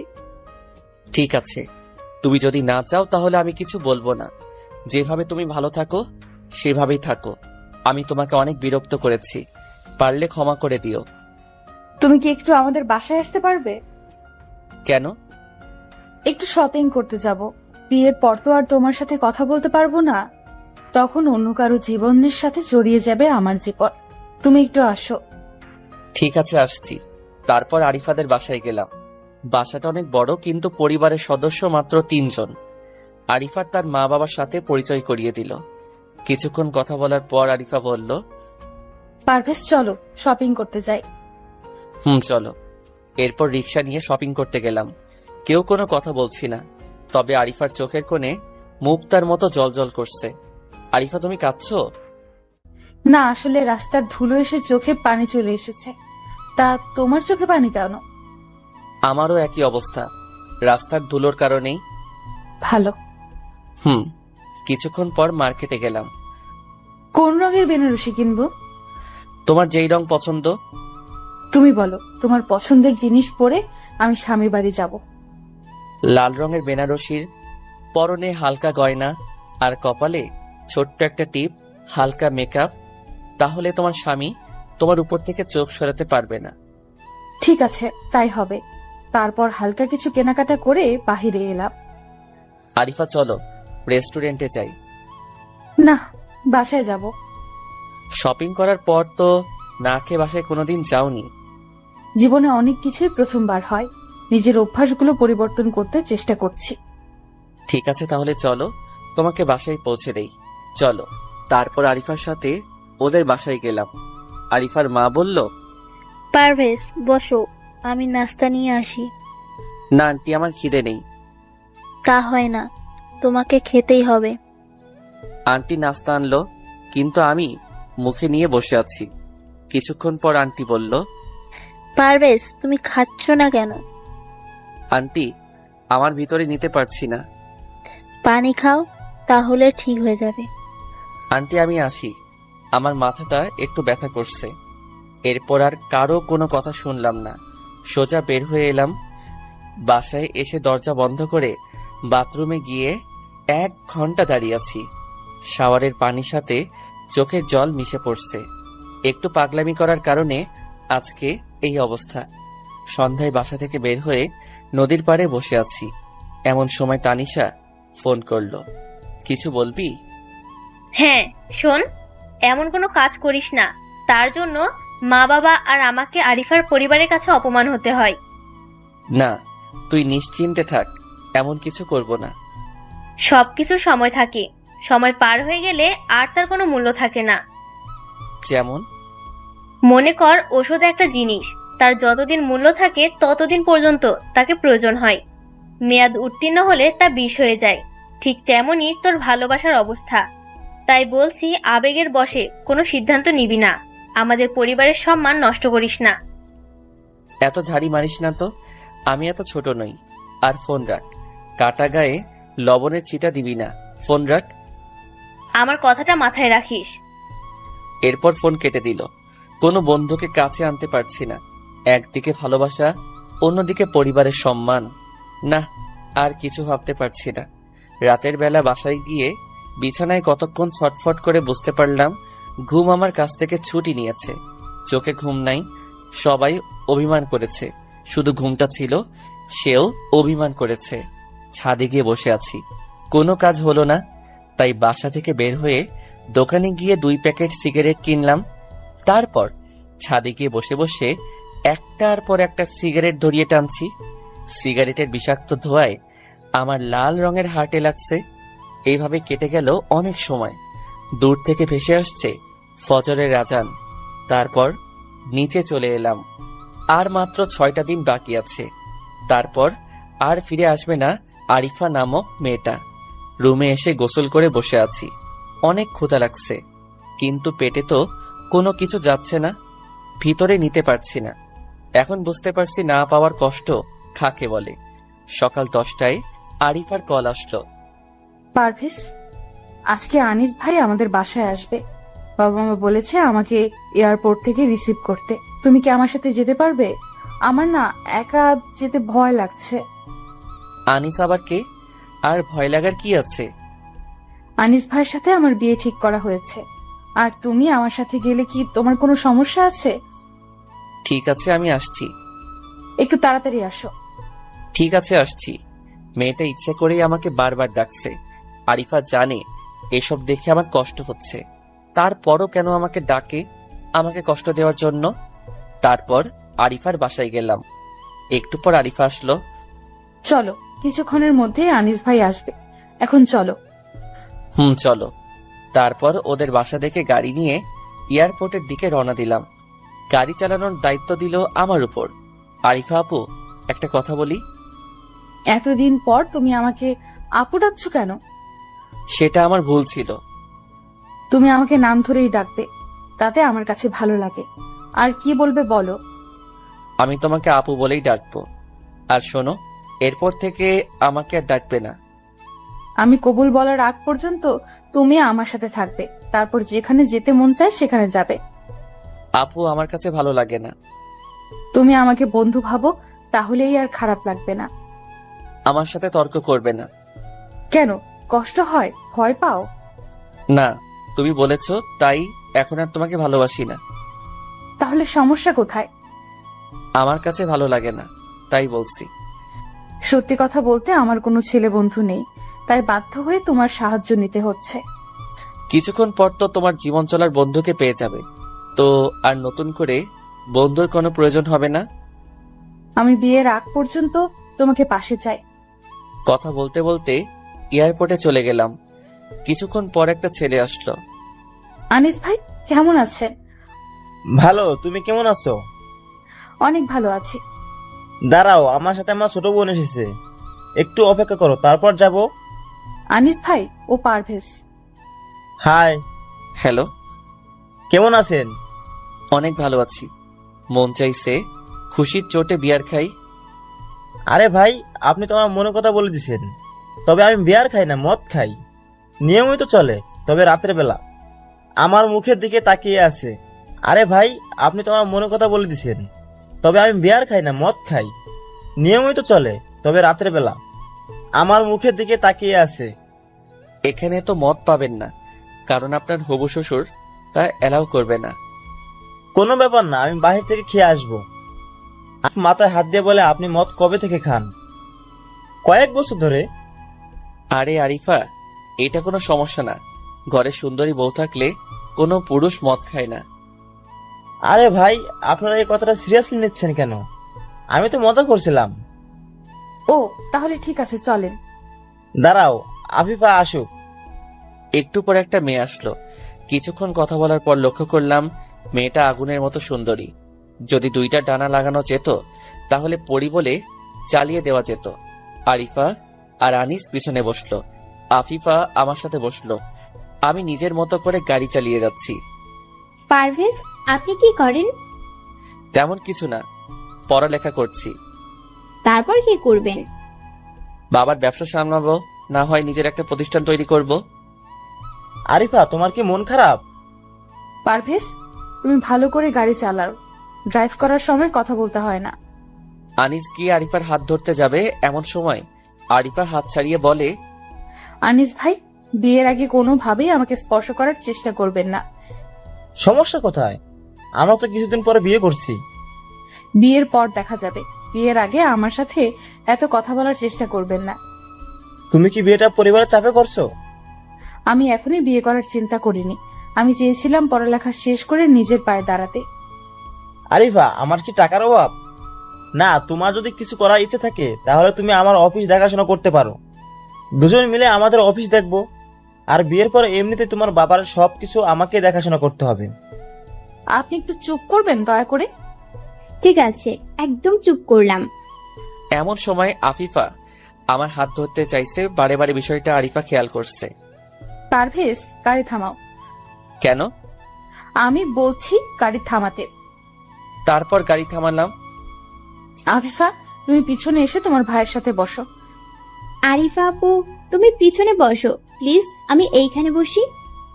পারভেজ, তুমি পেছনে আসো, আমি গাড়ি ড্রাইভ করি। আপু, তুমি এমন করছো কেন? একদম চুপ, তুমি পিছনে আসো। তারপর আরিফা আমার সাথে বসলো আর আফিফা ওর ভাইয়ের সাথে। এতক্ষণের ঘটনা দেখে বেচারা আনিস ভাইয়ের মুখের সব হাসি উদাও হয়ে গেছে। তারপর বাসায় নামিয়ে দিয়ে আমি চলে আসি। নিজেকে অনেক হালকা লাগছে। এখন আরিফার সাথে থাকলে অনেক ভালো লাগে। তারপর বাসার দিকে রওনা দিলাম। বাসায় এসে বসে আছি। না, নিজেকে যেভাবেই হোক সামলিয়ে নিতে হবে। বিকেলে একা একা বসে আছি, এমন সময় সাইদ আসলো। কিরে, একা একা বসে আছিস কেন? তো কাকে নিয়ে বসে থাকবো? এখনই হেরে গেলি? নিজের সময় পেছিয়ে গেলি, অন্যের সময় তো ঠিকই এগিয়ে যাস। আরিফা আমাকে পাগলের মতো ভালোবাসে, কিন্তু কিছু করতে পারছে না। তাই আমরা দুজন নীরব হয়ে গেছি রে। বিয়ে ঠিক হয়েছে, কিন্তু বিয়ে তো হয়নি। পাগলামো করে লাভ কি? আরিফা যদি আসতো তাহলে না হয় পরিবারের কাছে গিয়ে বললাম কোনো কিছু একটা করতে। দোস্ত, আমি বলি কি, তুই বরং লাস্ট একটা চেষ্টা কর। কি চেষ্টা? তুই বরং কয়েকদিনের জন্য হারিয়ে যা। মোবাইল ফোন বন্ধ করে রাখ, বাসার সাথে যোগাযোগ বন্ধ করে দে। তাহলে কি হবে? তোর বাসার সবাই আরিফার মা বাবাকে বুঝিয়ে শুনিয়ে রাজি করাবে। 7 আপ মাতাল হতে বলছিস? এছাড়া কোনো উপায় নেই। না থাকলে নাই, পরিবারের সাথে ব্ল্যাকমেইল করতে পারবো না। তোর ইচ্ছা, নিজের কষ্টটা চেপে ধরে রেখে দে। প্রতি মাসে কষ্টের যে সুদ আসবে তা দিয়ে জীবন চালাবি। সাইদ পরিবারের মান সম্মান আমার জন্য নষ্ট হওয়ার চেয়ে আমি মরে যাব। সাইদ আমার দিকে তাকিয়ে আছে। দেখতে পেলাম ওর চোখের কোণে হালকা পানি আসছে। কিরে সাইদ, কাঁদছিস কেন? তুই অন্যের ভালোবাসার জন্য কত অভিনয় করতে পারিস, আর নিজের বেলায় এত কঠিন হিসাব করতে পারিস? এইসব কথা বাদ দে। এমন সময় আরিফা ফোন করলো। পারভেজ, তুমি কোথায়? এই তো বন্ধুদের সাথে আড্ডা দিচ্ছি। ও, তুমি তো খুশি মনে হয়, তাই বন্ধুদের সাথে আড্ডা দাও। খুশি হবার মতোই কথা। তুমি কি আমার সাথে রাগ করলা নাকি? আমি রাগ করলেই কি তোমার কিছু আসে যায়? একটু বাসায় আসো, তোমাকে নিয়ে আজকে গহনা কিনতে যাব, সাথে আনিস ভাই যাবে। মাঝখানে আমাকে টানাটানি করছো কেন? খাবার মেয়ে, হাড্ডি হতে চাই না। तेरे को किसने बोला है कि तू कबाब में हड्डी है? कोई नहीं बोला, मैंने समझ लिया। तू इस वक्त कुछ ज्यादा ही सोच लिया। আমি আসতে পারবো না। তাহলে আমার হাত কাটবো। কাটো। তোর হাত কাটবো। তুমি আমাকে তুই তুই করে বলছো কেন? এমনি। এখন আয় তো। আমি যাব না। তুমি শপিং করবে, কিন্তু মাঝখানে আমাকে কেন ডাকবে? বিয়ের আগে যেন আনিস ভাই আমার কাছে ঘেঁষতে না পারে, সেটার প্রোটেকশন তুমি। বাহ, তাহলে তো মনে হয় আনিস ভাই অনেক রোমান্টিক। তোমাদের প্রতি বছর বাচ্চা হবে? আমি প্রতি বছর বাচ্চা নিয়ে বাচ্চার ফার্ম দিব, না হয় ফিশারি দিব। দিও। অনেক হয়েছে, এবার আসো তো। তোমার বারান্দায় আসো, দেখো আমি চলে আসছি। ভেতরে আসো। ভিতরে গিয়ে বসলাম। একটু পর আফিফা আসলো। হাই পারভেজ, কেমন আছো? ভালো, তুমি কেমন আছো? এমন সময় আরিফা নিচে আসলো। পারভেজ, তোমার মোবাইল নাম্বারটা দিবে? কেন? কথা বলবো। নাম্বার দিলাম। আরিফা আমাদের দিকে চেয়ে আছে। পারভেজ, চলো শপিং এ যাব। আমারও কিছু কেনাকাটা করতে হবে। আমরা তো গহনার দোকানে যাব। আমারও তো গহনা দরকার। তুমি পরে গিয়ে কিনবে। ভাইয়া তোমাদের সাথে যাবে না, আরিফা একটু রেগে গিয়েছে। তোর ভাই নিচে দাঁড়িয়ে সিগারেট খাচ্ছে। তুমি তো যাবা ভাইয়ার সাথে, পারভেজ এর সাথে গেলে তোমার সমস্যা কোথায়? ঠিক আছে চলো। আমি মনে মনে বলি, পাইছি, আর কোনো চিন্তা নাই। আরিফাকে দুর্বল করার জায়গা। আফিফা হবে আমার তুরুপের তাস। আফিফা আর আমি আবারও গাড়ির সামনে বসলাম। আনিস আর আরিফা আবারও পিছনে। পারভেজ ভাই রোমান্টিক একটা গান ছাড়েন। তুমি তোমার ফোন থেকে বাজাও, ব্লুটুথ চালু করে দিলাম। আফিফা গান ছাড়লো। তুমি আমায় এত ভালোবাসো, সে কথা আগে তো বুঝিনি। তুমি আমার কাছে কেন আসো, আমি তার মানে তো খুঁজিনি। পারভেজ, তুমি দেখতে অনেক সুন্দর। তুমিও দেখতে অনেক সুন্দর, মনে হচ্ছে কোনো পরী। আফিফা একটু লজ্জা পেল। তা পরি যখন, তখন ডানা লাগিয়ে দাও। আমার স্বপ্নের পরী আরো বেশি সুন্দর, কিন্তু আমার স্বপ্নগুলো মনে হয় স্বপ্নই থেকে যাবে। পারভেজ, তোমার গার্লফ্রেন্ড আছে? আমার গার্লফ্রেন্ড আছে, তবে তাকে আটকানোর উপায় আমার জানা নেই। দেখেন পারভেজ ভাই, আমি কোটিপতি বাবার মেয়ে, আমি মনের কথা চেপে রাখতে পারি না। আপনি যদি রাজি থাকেন তাহলে ভাইয়ার বিয়ের পর আমি আপনাকে আমার বাবার সাথে দেখা করাতে চাই। আমি আপনাকে ভালোবেসে ফেলেছি, আর আপনার বিষয়ে আমি ভাইয়ার সাথে কথা বলেছি। কিরে ভাইয়া, তোর সাথে কথা বলিনি? হ্যাঁ পারভেজ, তোমাকে দেখে আমার অনেক পছন্দ হয়েছে, আর দেখলাম আরিফাও তোমার ফ্রেন্ড, তাই আমি আর আপত্তি রাখিনি। আমি একদম চুপ করে আছি। এই, তোমরা চুপ করবা প্লিজ। আনিস ভাই, গাড়িটা আপনি চালান, আমি পিছনে বসি। তোমার কি কোনো সমস্যা হচ্ছে? হ্যাঁ, একটু মাথাটা ধরেছে। কখন থেকে তোমার মাথা ব্যথা করছে? এই তো কিছুক্ষণ। তারপর পিছনে গিয়ে বসলাম। তোমার মাথা টিপে দেই? দরকার নেই। এরপর দেখলাম আমরা শপিং মলে এসে গেছি। তোমরা ভিতরে যাও, আমি গাড়িতেই থাকি। তুমি আমার সাথে চলো। না, তুমি যাও। আমার কথার কোনো মূল্য নাই তোমার কাছে। ঠিক আছে চলো। এরপর ভিতরে গেলাম। আরিফা, আমি পছন্দ করে দেই, তুমি নাও। হয়েছে ভাই, আপনি পছন্দ করে দিলে কাজ শেষ। আমি আর পারভেজ মিলে পছন্দ করি, আপনি আপনার বোনের জন্য কিনেন। আমার কোনো মূল্য নাই তোমার কাছে, তাহলে আমাকে কেন বিয়ে করছো? বিয়ের আগ পর্যন্ত আমি কি খাবো, কোথায় যাব, তা একান্তই আমার ব্যক্তিগত ব্যাপার। আমার ব্যক্তিগত বিষয় নিয়ে মাথা ঘামানোর প্রয়োজন নেই। আরে বাবু, তোমাকে শুরু থেকেই দেখছি তুমি আমাদের সাথে অদ্ভুত আচরণ করছো। তোমার সমস্যা কি? তোমার যদি আমাকে বিয়ে করতে কোনো আপত্তি থাকে তাহলে বলতে পারো। শুনুন, আমি কিভাবে চলি, কিভাবে চলতে আমার ভালো লাগে, তা আমিই ঠিক করব। এখানে ঝগড়া করার কি আছে? আনিস ভাই, আপনি আরিফার জন্য আলাদাভাবে গহনা কিনেন, বিয়ের পর তা উপহার দিবেন। একদম ঠিক বলছেন পারভেজ, এই জন্য আপনাকে প্রথম দেখাতেই ভালোবেসে ফেলেছি। আফিফা, তোমাকে একটা মাইক এনে দেই। তুমি তা পুরো শহরের মানুষকে বলো যে তুমি পারভেজকে ভালোবাসো। কথা বন্ধ করো, এখন চলো, যার যার পছন্দ মতো কিনো। এমন সময় আনিসের একটা ফোন এলো। ফোন আসার সাথে সাথে আমাদের থেকে সাইডে চলে গেল আর বলল এখনই সে চলে যাবে, ইমার্জেন্সি কাজ পড়েছে। তা আপনার কি কাজ পড়েছে? একটা গুরুত্বপূর্ণ কাজ। আফিফা কথাটা ঘোরানোর চেষ্টা করে বলল, হয়তো ব্যবসার জন্য। হ্যাঁ হ্যাঁ, আমাকে এখনই যেতে হবে। ঠিক আছে আসেন, কিন্তু চলেন একটা সেলফি তুলি। সেলফি তুলে ফেসবুকে আপলোড দিলাম। সাইদকে ফোন দিয়ে বললাম, তুই আরিফার বাসার সামনে যা আর আনিসকে ফলো কর। গহনা কিনে আমরা রেস্টুরেন্টে খাওয়া দাওয়া করছি।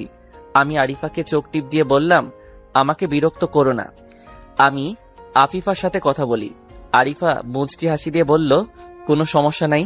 আমি আফিফার হাত ধরে বললাম, আফিফা, আমি তোমাকে ভালোবেসে ফেলেছি। আই লাভ ইউ জানেমান। তোমাকে না পেলে বলো আমাকে, না পেলে কি করবে? আমি 7 আপ খেয়ে আত্মহত্যা করব, না হয় হোমিওপ্যাথি ওষুধ খেয়ে শহীদ হয়ে যাব। তুমি সত্যি আমাকে এত ভালোবাসো? তুমি কি তোমার ওই রূপ কখনো আয়নায় দেখোনি? তোমার মুখের এই হাসি, যেন আকাশের চাঁদ। কে বলে তুমি নিভে যাও, আমি আলো ছড়াই। তোমার এই চুল, মনে হয় পাহাড়ের বুকে ঝর্ণার জল। আফিফা একটু মুচকে এসে বলল, যাও, তুমি বাড়িয়ে বাড়িয়ে বলছো। তোমার জন্য লিখবো আমি হাজার হাজার কবিতা, কচু লিখবো। তোমার বুকে মাথা পেতে কাটিয়ে দিব দিনের বেলা। মিললো না তো বলো, রাতের বেলা। না পাগলি, রাতের বেলা তোমার রূপ দেখে দেখে কাটিয়ে দিব। তাহলে আমাকে প্রপোজ করো। আরিফা, তুমি একটু বাহিরে যাও। আরিফা বাহিরে গেল। আমি আফিফার হাত ধরে হাতে একটা চুমু দিয়ে বললাম, আই লাভ ইউ আফিফা। আমি তোমাকে ভালোবাসি ভালোবাসি ভালোবাসি ভালোবাসি। আমিও তোমাকে ভালোবাসি। আচ্ছা, একটা লিপ কিস দাও এখন। এখানে সম্ভব না পাগলি। না, এখনই দিতে হবে। টুপুস করে একটা লিপ কিস দিয়ে বললাম, এবার হয়েছে পাগলি? আমি তোমাকে জীবনের চেয়েও বেশি ভালোবাসি। জীবনটা তোমার কাছে রেখে দাও, ভালোবাসাটা আমাকে দিয়ে দাও। আর আজকে রাতে তুমি একটু বাহিরে আসবে, তোমার সাথে আমার কিছু কথা আছে। ঠিক আছে, আসবো, তবে দুষ্টুমি করবে না কিন্তু। বিয়ের আগে এইসব আমি পছন্দ করি না। তুমি তা বলো, আমি রাজি। এখনই বিয়ে করি, চলো। না, আনুষ্ঠানিকভাবে বিয়ে করব। অবশ্য বিয়ের আগে তুমি হালকা বোনাস পাবে। ঠিক আছে, তুমি আমাকে ভালোবাসো না, তা পরিষ্কার করে বললেই পারতে। এত ঘুরিয়ে ফিরিয়ে বলার কি আছে? রাগ করো না, আরিফা আপু যদি জানতে পারে তাহলে তোমার সাথে রাগ করবে। আরিফা আগে থেকেই এমন, নিজেও প্রেম করবে না, আমাকেও করতে দিবে না। বলো তো আফিফা, আমার এই কচি শশার মতো জীবন এইভাবে যায়? আজ প্রথম তোমাকে কিস করলাম, আজকে তুমি আমার জীবনকে ধন্য করে দিলে। এমন সময় আরিফা চলে আসলো। কিছুটা আমার উপর রেগে আছে, তা বুঝতে পারলাম। ওদেরকে বাসায় পৌঁছে দিয়ে বিদায় নিয়ে বাসার দিকে রওনা দিব। এমন সময় আরিফা আমাকে তার রুমে যেতে বলল। রুমে গিয়ে দাঁড়িয়ে আছি। এইটা কি হলো? কোনটা কি হলো? তোমার গলাটা একটু এদিকে আনো। 3টা দিয়ে দিল। এইটা কি হলো? তুই আফিফাকে 2টা কিস করছস, একটা হাতে একটা ঠোঁটে। 2টা কিস করছি, 2টা চড় দিবা, 3টা দিলা কেন? আর একটা অগ্রিম দিয়ে দিলাম। আবার যদি কিস করিস তাহলে তোর ঠোঁট আমি ছিঁড়ে ফেলবো। তাই বুঝি? আমি জোর করে আরিফাকে কিস দিলাম 5 মিনিট, তারপর জোর করে ছাড়িয়ে দিল। ওইটা কি করলি? আমাকে মেরে ফেলবি তুই? এতক্ষণ কি কেউ কিস করে? বেঁচে গেছো তুমি। আমার সাথে যদি বিয়ে হতো তাহলে একটা কিস করতাম সন্ধ্যাবেলা আর সারতাম সকালবেলা। লুচ্চা কোনখানে? তুই সত্যি কোডি লুচ্চা। আরেকটা দিব? না, আর না। এখন বলো আফিফার সাথে এমন করার কারণ কি? তোমার হবু বরের গার্লফ্রেন্ড আছে, না হয় বউ আছে, 2টার থেকে একটা। তুমি কেমন করে বুঝলা? যখন মোবাইল আসছিল তখন নাম্বার সেভ করা ছিল জানু বলে। তারপর দেখলাম আনিস ভাইয়ের চলে যাওয়ার কথাটা আফিফা অন্যদিকে কাটিয়ে দিতে চাইল। এই বিষয়ে আফিফা সবচেয়ে ভালো জানে, ওর কাছ থেকে কথা বের করতে হবে, তাই এত নাটক করতে হচ্ছে। আর তুমি আমাকে মারলে। সরি, দাও তোমার গালে চুমো দেই। তোমার নানিকে চুমা দেওয়া? আমি গেলাম। এই, তুমি এত খারাপ কেন? অনেক কাজ আছে, রাতে কথা হবে, এখন চলি। তারপর আফিফার সাথে দেখা করে চলে আসি। বাসায় এসে একটা ঘুম দিলাম, মাথায় কোনো চিন্তা নাই। আরিফাকে যদি আপোষে না পাই তাহলে 9-6 বুঝ দিয়ে বিয়েটা আটকাবই। আর আছে 5 দিন। রাতের 12টার দিকে আফিফার ফোনে ঘুম ভাঙলো। হাই জানো, আমার বাবুটা কি করো এখন?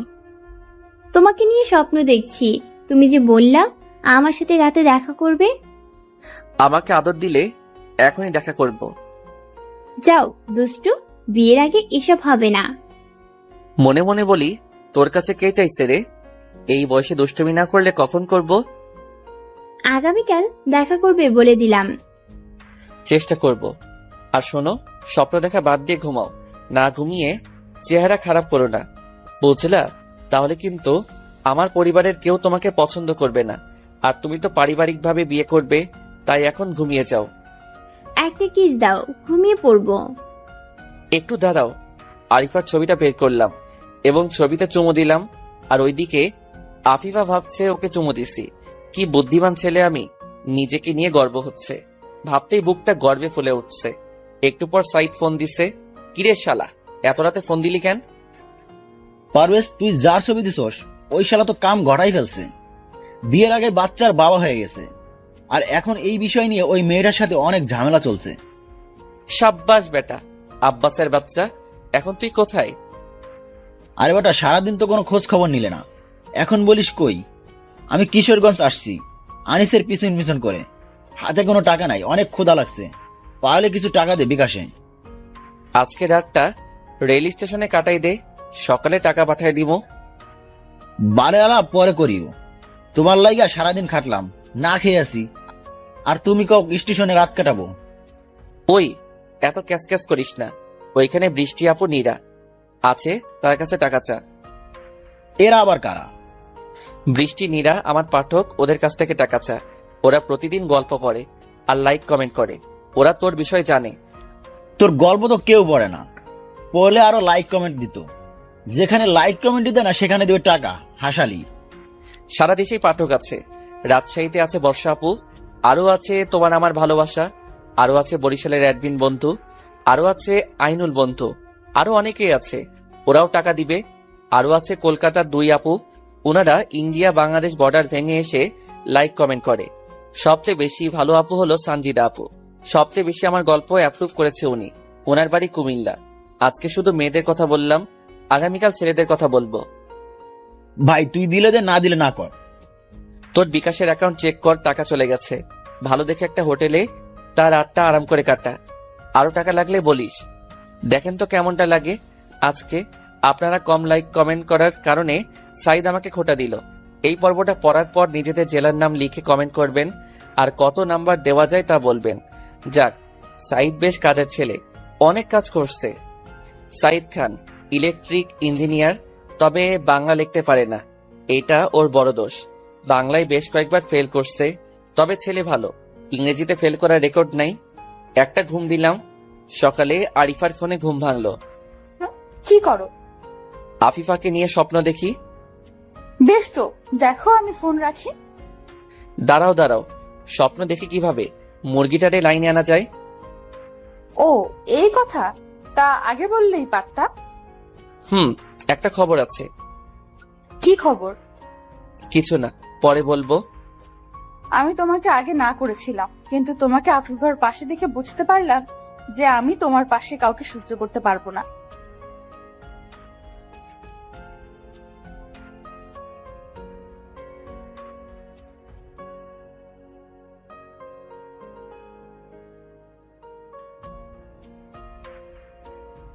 আমি তোমাকে আগে না করেছিলাম, কিন্তু তোমাকে আফিফার পাশে দেখে বুঝতে পারলাম যে আমি তোমার পাশে কাউকে সহ্য করতে পারবো না। আহারে, সিনিয়র আপুর কথা শোন। আমাকে অন্য কারো কাছে সহ্য করতে পারে না। কি ভালোবাসা রে, ভালোবাসার চোটে গালে থাপ্পড় মারে। ওই ফাজলামি করো না তো, পারলে আমাদের বাসায় একবার এসো। অনেক গেছি গো, আপনি পারলে আজকে আমাদের বাসায় আসেন। তোমার মা বাবাকে গিয়ে কি বলবো? তারা যদি জানতে চায় কেন আসছো? বলবা বিয়ের দাওয়াত দিতে আসছো। বিয়ের দাওয়াত তো আগেই দিয়ে আসছি। ওই ফকিন্নি, বলবি তানিশার সাথে দেখা করতে আসছিস। ওই তোমার মুখের ভাষা এত খারাপ কেন? আমি করলা দিয়ে বেশি ভাত খাই, তাই আমার মুখের কথা তিতা। তবে গতকাল কিন্তু অনেক মিষ্টি খাইছি। তোমার ঠোঁটে যা মিষ্টি আছে, বাপরে বাপ। আবার বাজে কথা, এইসব কথা আমার কাছে ভালো লাগে না। বিয়েই তো করে এইসব করার জন্য, সামনে পাইলে থাপ্পড় দিয়ে দাঁত ফেলে দিতাম। আচ্ছা ঠিক আছে, তুমি আমাদের বাড়িতে আসো। ঠিক আছে, আমি এখন তাহলে রেডি হচ্ছি। ঠিক আছে bye. Baby taxi, tempo, auto rickshaw. দূর ছাই। আমি আরেকটু ঘুমাই, পরে দেখা যাবে কি হয়। 1 ঘন্টা পর আমার রুমে মনে হয় কেউ ঢুকলো, আমার বিছানার পাশে এসে বসলো। আমি ঘুমের ভান করে আরিফার হাত ধরে ফেললাম। আরিফা একদম চুপ করে আছে। আমি এবার জড়িয়ে ধরতে যাব, এমন সময় আরিফা দিল একটা ঠাস করে উঠল। কি হলো, মারলে কেন? ভালোভাবে থাকলে ভালো লাগে না। তুমি আমার রুমে আসলে কখন? তুমি জানো না কখন আসছি? না, জানি না। তাহলে আমি যখন রুমে আসলাম তখন তোমার বুকের হার্টবিট এমন থরথর করছিল কেন? ঘুমিয়ে থাকলে এমন করে কারো? আমি মনে মনে বলি, এই মেয়ে তো পুরাই সিআইডি যাওয়া উচিত। এমনটা তুমি পাশে থাকলে মাঝে মাঝে হয়, কিন্তু আজকে যে ঘুমের মধ্যেও এমন হবে তা বুঝতে পারিনি। থাক থাক, আর মিথ্যা বলতে হবে না। সবই যখন বুঝতে পারো তাহলে এত ভূমিকা করো কেন? আনিস ভাই সম্পর্কে কোনো তথ্য পাইছো নতুন করে? না, এখনো পাইনি, পেলেই তোমাকে জানাবো। আর কিন্তু বেশি সময় নাই, খোঁজ খবর নাও। যদি শেষমেশ আনিস ভাইকে বিয়ে করতে হয় তাহলে বাসর ঘরে আমার লাশ ঢুকবে। এত চিন্তা করো না, তোমার বিয়ের দিন সবকিছু সামলিয়ে নিব। সত্যি ও ভালো প্রমাণ ছাড়া আনিস ভাইয়ের বিষয়ে কিছু বলা যাবে না। এমন সময় আফিফার ফোন এলো। Hi baby, how are you? Hello, আমি ভালো আছি, তুমি কেমন আছো? আজকে কিন্তু দুজন মিলে একসাথে লাঞ্চ করব। ঠিক আছে। একটা কিস দাও এখন। এখন না, পরে দিব। এখনই দিবা? ঠিক আছে, দিচ্ছি। মোবাইলটা হাতে নিয়ে আরিফার সামনে দাঁড়িয়ে আরিফার গালে একটা চুমু দিলাম, আর ওইদিকে আফিফা ভাবছে ওকে চুমু দিছি। ফোন কেটে দিয়ে আবার আরিফার দিকে তাকালাম, আবার একটা মারছে। এইটা আবার কেন? এইসব চলছে তাহলে? এইটা তো মোবাইলে ছিল। রাখ তোর মোবাইল। তুই যদি স্বপ্নে অন্য কোনো মেয়েকে কিস করিস তাহলে তোর খবর আছে। এইটা তো নাটক করছি। নাটকের নাম করে মেয়েদেরকে চুমু খাওয়া? ব্যাস, অনেক বলে ফেলছো। এই টর্চার আমার উপর আর করবে না, আমার কাছে ভালো লাগে না।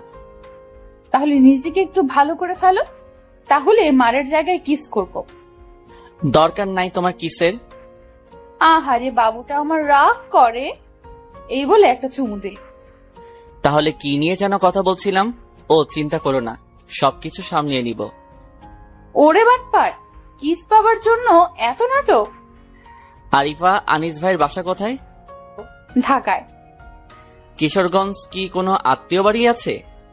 তেমন কেউ নেই, তবে আনিস ভাইয়ের একটা বান্ধবী আছে। সে আনিস ভাইয়ের সাথে বিদেশে পড়াশোনা করেছে এক সময়। তা এক সময় তাদের মাঝে ভালো বন্ধুত্ব ছিল মনে হয়। এখন কি হয়েছে? এখন মনে হয় কোনো যোগাযোগ নেই। ও, তোমাকে অনেক ধন্যবাদ, তুমি বাসায় যাও। আমি তো তোমাকে নিয়ে একটু বাহিরে যাব বলে ভেবেছিলাম। ঘুরে বেড়ানোর অনেক সময় পাবে, আপাতত আমার কিছু কাজ আছে, তা করতে হবে। তোমাকে নিয়ে পরে ঘুরতে যাব ইনশাল্লাহ। তোমার আবার কিসের কাজ? তুমি বুঝবে না। আসিফার সাথে দেখা করবে নাকি? দেখা করব, তবে বেশিক্ষণ থাকতে পারবো না, এক জায়গায় যেতে হবে। তুমি কি আমার থেকে কিছু লুকাচ্ছ? তুমি একটু ঠান্ডা হও, আমাকে একটু সময় দাও, রাতে তোমার সাথে দেখা করব। প্রমিস করছো তো? হ্যাঁ, প্রমিস করছি। তারপর আমি বাসা থেকে বের হয়ে আফিফাকে ফোন দিলাম। কই তুমি? বাসায় কোনো প্রয়োজন আছে? আজকে তোমাকে একটা জায়গায় নিয়ে যাব, এখন তুমি আসো। ঠিক আছে, আমি আসছি, তুমি হাইওয়ের পাশে অপেক্ষা করো। ঠিক আছে, বেশি সময় নষ্ট করবে না। তুমি ঠিক আছো? তারপর আধা ঘন্টা পর আসলো। এত দেরি করলে কেন? রেডি হতে আর রাস্তায় যে সময়টুকু গেছে সেই সময়টুকুই লেগেছে, সেজন্য আমি সরি। ঠিক আছে, আর কখনো দেরি করবে না। আর কখনো দেরি করব না, কথা দিলাম। এবার একটু হাসো তো। আচ্ছা, তুমি কি তোমার ভাইয়ের মতো আনরোমান্টিক নাকি রোমান্টিক? আমি তো রোমান্টিক, ভাইয়াও রোমান্টিক মানুষ। সারা জীবন সিঙ্গেল থেকে এখন বিয়ে করেছে, এটাকে রোমান্টিক বলে? আরে তুমি জানো না, ভাইয়ের গার্লফ্রেন্ড আছে। আমার সাথে মিথ্যা বলো। আরিফার সাথে তোমার ভাইয়ের বিয়ে, আর বলছো গার্লফ্রেন্ড আছে। মজা করো আমার সাথে? আফিফা কিছুটা গুছিয়ে নিয়ে বলে। আমি অত কিছু বলতে পারবো না। ও ঠিক আছে, কোনো সমস্যা নেই, আমি এখন আসি। এই তো এখন এলাম, আর এক্ষুনি চলে যাবে? তুমি এখন বললে তুমি এত কিছু বলতে পারবে না, তাই চলে যাচ্ছি। আমার বাবুটা রাগ করতে পারে? আচ্ছা বলো, কি জানতে চাও? আনিস ভাইয়া ওই দিন চলে গেল কেন? আর তার গার্লফ্রেন্ড আছে, তাহলে আরিফাকে বিয়ে করার কি দরকার আছে? আসলে ভাইয়া দেশের বাইরে থাকার সময় একটা মেয়ের সাথে প্রেম করত। ও সেই মেয়েটা ওই দিন ফোন দিয়েছিল, তাই চলে গেছে। আমি আফিফার হাত ধরে আমার বুকের উপর রেখে বললাম, জান আমার, ভালোবাসার কসম লাগে, তুমি তোমার ভাইয়ের ঘটনাটা বলো, মিথ্যা বললে কিন্তু আমি মরে যাব। আফিফা কান্না করতে শুরু করলো। কি হলো, তুমি কান্নাকাটি করছো কেন? তুমি ভালোবাসার কসম দিলে, এখন আমি তোমাকে মিথ্যা বলতে পারবো না। এমনটা কেন করলে? তুমি কি আমার সাথে মিথ্যা বলছো কখনো? না। আমার জান, আমার কলিজার টুকরা, বলো না তোমাকে ভালোবাসি। তোমার পরিবারের সদস্যদের বিষয়ে কিছু না জানলে কি হবে? ভাইয়া বিদেশে একটা মেয়েকে ভালোবেসে ফেলেছিল, তারা বিয়েও করেছে, কিন্তু মেয়েটাকে আমাদের পরিবারের কেউ মেনে নিতে পারবে না, কারণ মেয়েটা মুসলিম না। তোমাদের পরিবারের আর কে জানে যে তোমার ভাই বিয়ে করেছে? আর কেউ জানে না, শুধু আমি জানি। ছাদে একদিন কথা বলার সময় আমার কাছে ধরা খেয়েছিল, তারপর সব ঘটনা আমার কাছে বলে। এই বিয়েতে ভাইয়ার তেমন ইচ্ছে নেই। তাহলে যদি কোনোভাবে এই বিয়েটা আটকে দিতে পারি, তাহলে কি তোমার ভাইয়ের কোনো আপত্তি আছে? কিন্তু বাবা মাকে কিভাবে মানাবে? আর বিয়েটা ভেঙে গেলে আরো বেশি ভালো হবে। ভাইয়ার একটা বাচ্চা হয়েছে মনে হয়। ঠিক বলছো, তোমার ভাইয়ের একটা বাচ্চা হয়েছে। ওই দিন যখন চলে গিয়েছিল, তখন তোমার ভাবি ফোন দিয়েছিল, সে তার বাচ্চা দেখার জন্য আমাদের কাছে মিথ্যা বলেছিল। আর তোমার ভাবি কিশোরগঞ্জের একটা ক্লিনিকে ভর্তি আছে। তুমি এত কিছু জানো কিভাবে? আমি আমার বন্ধুকে তোমার ভাইয়ের পিছনে পাঠিয়েছি, ওই সবকিছু আমাকে বলেছে। কিন্তু তোমার এত কিছু জেনে লাভ কি? তোমাকে এখন কিছু বলতে পারবো না, সময় হলে সবকিছু বলবো। তুমি কি ভাইয়াকে ফলো করছিলে? ভাইয়াকে ফলো করে তোমার কি লাভ? আমি আমার লাভ ছাড়া কারোর সাথে কথা বলি না, আর তোমার ভাইয়ার পিছনে লোক লাগানো যথেষ্ট কারণ আছে। এইটা তুমি কোনোভাবেই ঠিক করনি। আমি তোমাকে অনেক বিশ্বাস করেছিলাম, তুমি আমার ভাইয়ার পিছনে লোক লাগিয়ে দিয়েছো। একটা মেয়ে তার পরিবার ছেড়ে সারা জীবনের জন্য চলে যাবে একটা ছেলের কাছে। সেই ছেলেটা যদি বিবাহিত হয় বা অন্য কাউকে ভালোবাসে, শুধুমাত্র ফ্যামিলির কথা চিন্তা করে বিয়ে করে, তাহলে যেই মেয়েটা সেই ছেলেটাকে বিয়ে করে, সেই মেয়েটার জীবনটা নষ্ট হয়ে যাবে। আর আরিফা আমার খুব কাছের মানুষ, আমি চাই না ও কোনোভাবে কষ্ট পাক। তোমার কথা শুনে মনে হচ্ছে তুমি আমাকে না, আরিফাকে ভালোবাসো। তুমি ঠিক বলেছ, আসলে আমি আরিফাকে পাগলের মতো ভালোবাসি, কিন্তু বিয়েটা ভাঙার জন্য কোনো উপায় খুঁজে পাচ্ছিলাম না। এখন একটা উপায় পেলাম। আমি তোমাকে কষ্ট দিতে চাইনি, কিন্তু নিজের ভালোবাসাকে পাওয়ার জন্য তুমি আমাকে কষ্ট দিয়েছ, সেই জন্য আমি অনেক দুঃখিত। তুমি আমার সরলতা নিয়ে খেলা করেছো, আর ভালোবাসার নামে তুমি আমাকে ধোঁকা দিয়েছো। কেন করলে তুমি আমার সাথে এমন? কি দোষ ছিল আমার? সরি, আমি সত্যি দুঃখিত। আমি চাইনি তোমাকে কোনোভাবে কষ্ট দিতে, কিন্তু বিয়েটা ভাঙার আর কোনো উপায় আমার কাছে ছিল না। তুমি তো এই কথা সবাইকে বলে দিবে, তখন বাবা মা ভাইয়াকে বাসা থেকে বের করে দিবে। তোমাদের পরিবারের কোনো ক্ষতি হোক তা আমি কখনো করব না। তুমি আরিফাকে ভালোবাসো, আরিফা কি তোমাকে ভালোবাসে? অনেক ভালোবাসে, কিন্তু পরিবারের দিকে তাকিয়ে নিজের ভালোবাসাকে পাথর চাপা দিয়েছে। ঠিক আছে, যেহেতু তোমাকে পেলাম না, তোমার ভালোবাসা পাবার সব কিছু করব। আমি তোমাকে ভুল বুঝেছিলাম, আমাকে ক্ষমা করে দিও। নিজের ভালোবাসা পাবার জন্য তোমার সাথে মিথ্যা নাটক করেছি।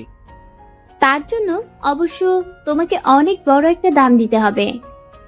কি দাম দিতে হবে তার জন্য? যেই পর্যন্ত ভাইয়া আর ভাবিকে বাবা মা না মানবে, ততক্ষণ তুমি আরিফা আপুকে বিয়ে করতে পারবে না। যদি তোমার মা বাবা আনিস ভাইয়ের বিয়ে না মেনে নেয়, তাহলে তো সারা জীবন অবিবাহিত হয়ে থাকতে হবে। তাতে আমার কি? আমার সাথে নাটক করছো তো এর সাজা ভোগ করতেই হবে। আর শোনো, আজ থেকে তুমি আমার বন্ধু, তবে বিয়ের আগ পর্যন্ত। আরিফা আপুর সাথে বিয়ে হলে তখন তোমাকে দুলাভাই ডাকবো। ঠিক আছে, তবে তুমি আমাকে সাহায্য করবে। তোমার যখন আমাকে প্রয়োজন হবে তখন বলবে। তবে হ্যাঁ, আমি তোমাকে প্রথম দেখাতেই ভালোবেসে ফেলেছিলাম। সরি, আর বলো না, আমি নিজেকে ক্ষমা করতে পারবো না। আরে শালি দুলাভাইয়ের মাঝে এমন হয়। তাহলে তুমি কি আমার সাথে এখন কিশোরগঞ্জ যেতে পারবে? কিশোরগঞ্জ এখন গেলে কি হবে? তোমার ভাইয়া আর তোমার ভাবিকে ফিরিয়ে আনবো, আর তোমার ভাইয়ার সন্তানকেও। যদি বাসায় কোনো কিছু হয় তাহলে কিন্তু এর দায়ভার আমি নিতে পারবো না। তুমি এত চিন্তা করো না, তো আমি সবকিছু সামলিয়ে নিব। তারপর আরিফাকে ফোন দিলাম। আরিফা, একটু হাইওয়ের মোড়ে আসো। কেন, কি হয়েছে? যা বলছি তাই করো। বাবা মা তো আমাকে নিয়ে বিয়ের শপিং করতে যাবার জন্য বলছে। তুমি আসবে কি আসবে না? বাবা মাকে কি বলবো? বলো, আনিস ভাই অ্যাক্সিডেন্ট করেছে। ঠিক আছে, কিন্তু যদি বাবা মা আমার সাথে আসতে চায় তাহলে কি করব? যা, তোর আসতে হবে না, তুই বিয়ে কর। আর আমি আফিফাকে নিয়ে কাজী অফিসে গেলাম। ওই হারামি, আমি আসতেছি। আর শোন, আফিফার দিকে খারাপ নজরে তাকাবি না। তুই আনিস ভাইরে বিয়ে করবি, আর আমি কি মাইয়ারে মাইয়ারে তুই অপরাধী গান শুনবো? দেখ, উল্টাপাল্টা কিছু করলে আমি আত্মহত্যা করব বলে দিলাম। তাহলে তাড়াতাড়ি আসো। আর শোনো, কিছু টাকা নিয়ে এসো, আমার কাছে তেমন টাকা নেই। গার্লফ্রেন্ডের টাকার উপর এত নজর কেন? তুই আমার গার্লফ্রেন্ড না, আমার বড় আপুর বান্ধবী। আমি বের হয়ে গেছি, আর 10 মিনিট লাগবে বড়জোর। ঠিক আছে, আসো। ভাবছি একটু মজা করা যাক। আরিফাকে আসতে দেখে আমি আফিফার হাত ধরে কথা বলছি। আফিফাকে বললাম, আরিফা কাছে আসলে পা ধরে সালাম করব। দুজন দেখি কি করে। আরিফা দূর থেকে দেখে আগুন হয়ে কাছে আসলো। কাছে আসতেই আমি আর আফিফা আরিফাকে সালাম করছি। তাই তুই সত্যি সত্যি আফিফাকে ভালোবেসে ফেলেছিস? তোমার বিয়ে ঠিক হয়ে গেছে। আনিস ভাই ছেলে হিসেবে খারাপ না, তাই ভাবলাম তোমাকে কষ্ট দিয়ে লাভ কি। তোমার পরিবারের বাইরে তুমি যেতে পারবে না, আমিও আমার পরিবারের বাইরে যেতে পারবো না, তাই ভাবছি বিয়েটা করে নিব। আমাদের জন্য দোয়া করবেন আপু। আরিফা চুপ করে দাঁড়িয়ে আছে। আমাদের বিয়ের সাক্ষী পাচ্ছি না, তুমি আমাদের বিয়ের সাক্ষী হবে। আর সাইদ, দুজন মিলে আমাদের জন্য দোয়া করবে। বিয়েতে বড়দের দোয়ার প্রয়োজন হয়। আপু, তুমি খুশি হওনি? আরিফা চোখের পানি ছেড়ে দিয়ে বলছে, আমি খুব খুশি হয়েছি। কথাটা বলেই আমার গালে থাপ্পড় দিতে যাবে, এমন সময় আফিফা আরিফার হাত ধরে ফেলে। ছি আপু, তুমি পারভেজকে মারছো কেন? তুই আমার সামনে থেকে সরে যা, আমি পারভেজকে খুন করে ফেলবো, শালা চিটার বাটপার।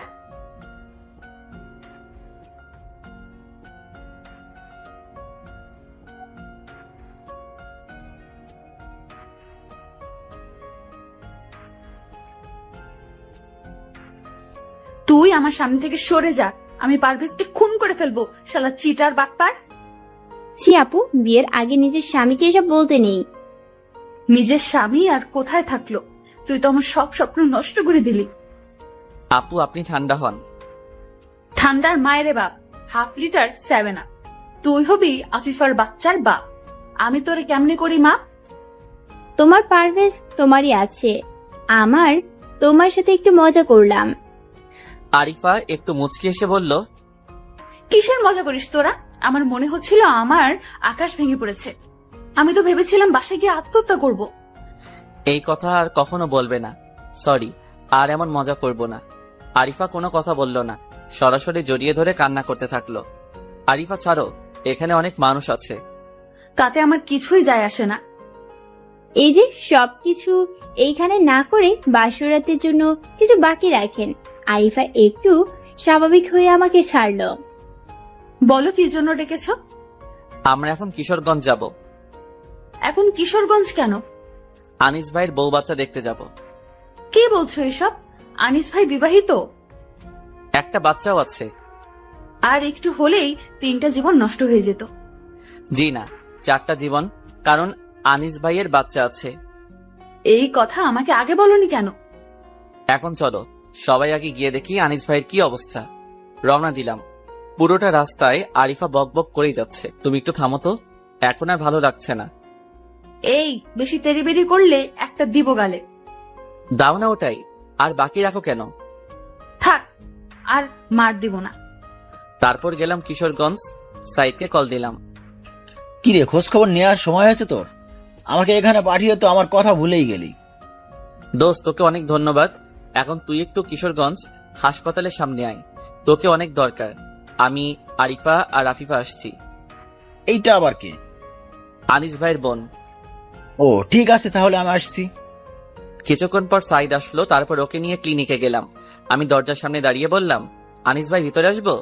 আনিস কিছুটা ভয় পেয়ে গেল। তুমি এখানে কেন? আর কিভাবে এলে এখানে? আমি একা আসিনি, পুরো টিম নিয়ে এসেছি। তারপর ভিতরে গেলাম। ভাই তুমি এখানে আসলে কেন? এই তোমরা ভিতরে আসো। তারপর ওরা ভিতরে আসলো। আনিস ভাই পুরাই ভয়ে চুপসে গেছে। আনিস ভাই, ভয় পাওয়ার কিছু নেই, আমরা সবকিছু জানি, আপনি কোনো চিন্তা করবেন না। আরিফা আমি সরি, আসলে আমারও তেমন কোনো চিন্তা ছিল না। এই শালা, তুই আমার হাত ধরতে চাইছিলি কেন? তোর নামে আমি চিটিংবাজি মামলা দিব। দয়া করে আমার সর্বনাশ করবেন না।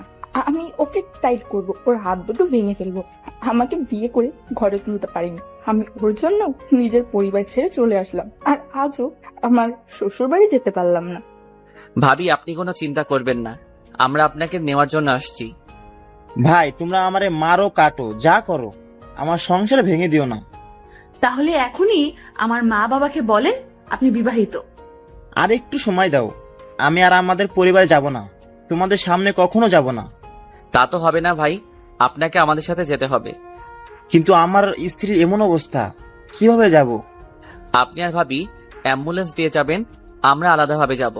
তারপর একটা গাড়ি নিয়ে আনিস ভাই আর ভাবিকে পাঠিয়ে দিলাম, আর আমরা চারজন একসাথে গাড়ি দিয়ে যাচ্ছি।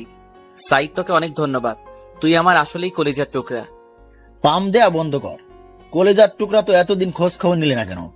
ওই শালা, ঘরে কি বউ আছে নাকি তোর? গিয়ে তো দেখবি খালি বিছানা, এত ভাবনিস কে? ভালো করে কথা বল, নইলে এদের সামনেই কেলাবো। ঠিক আছে, খাওয়া দাওয়া শেষ করছিস?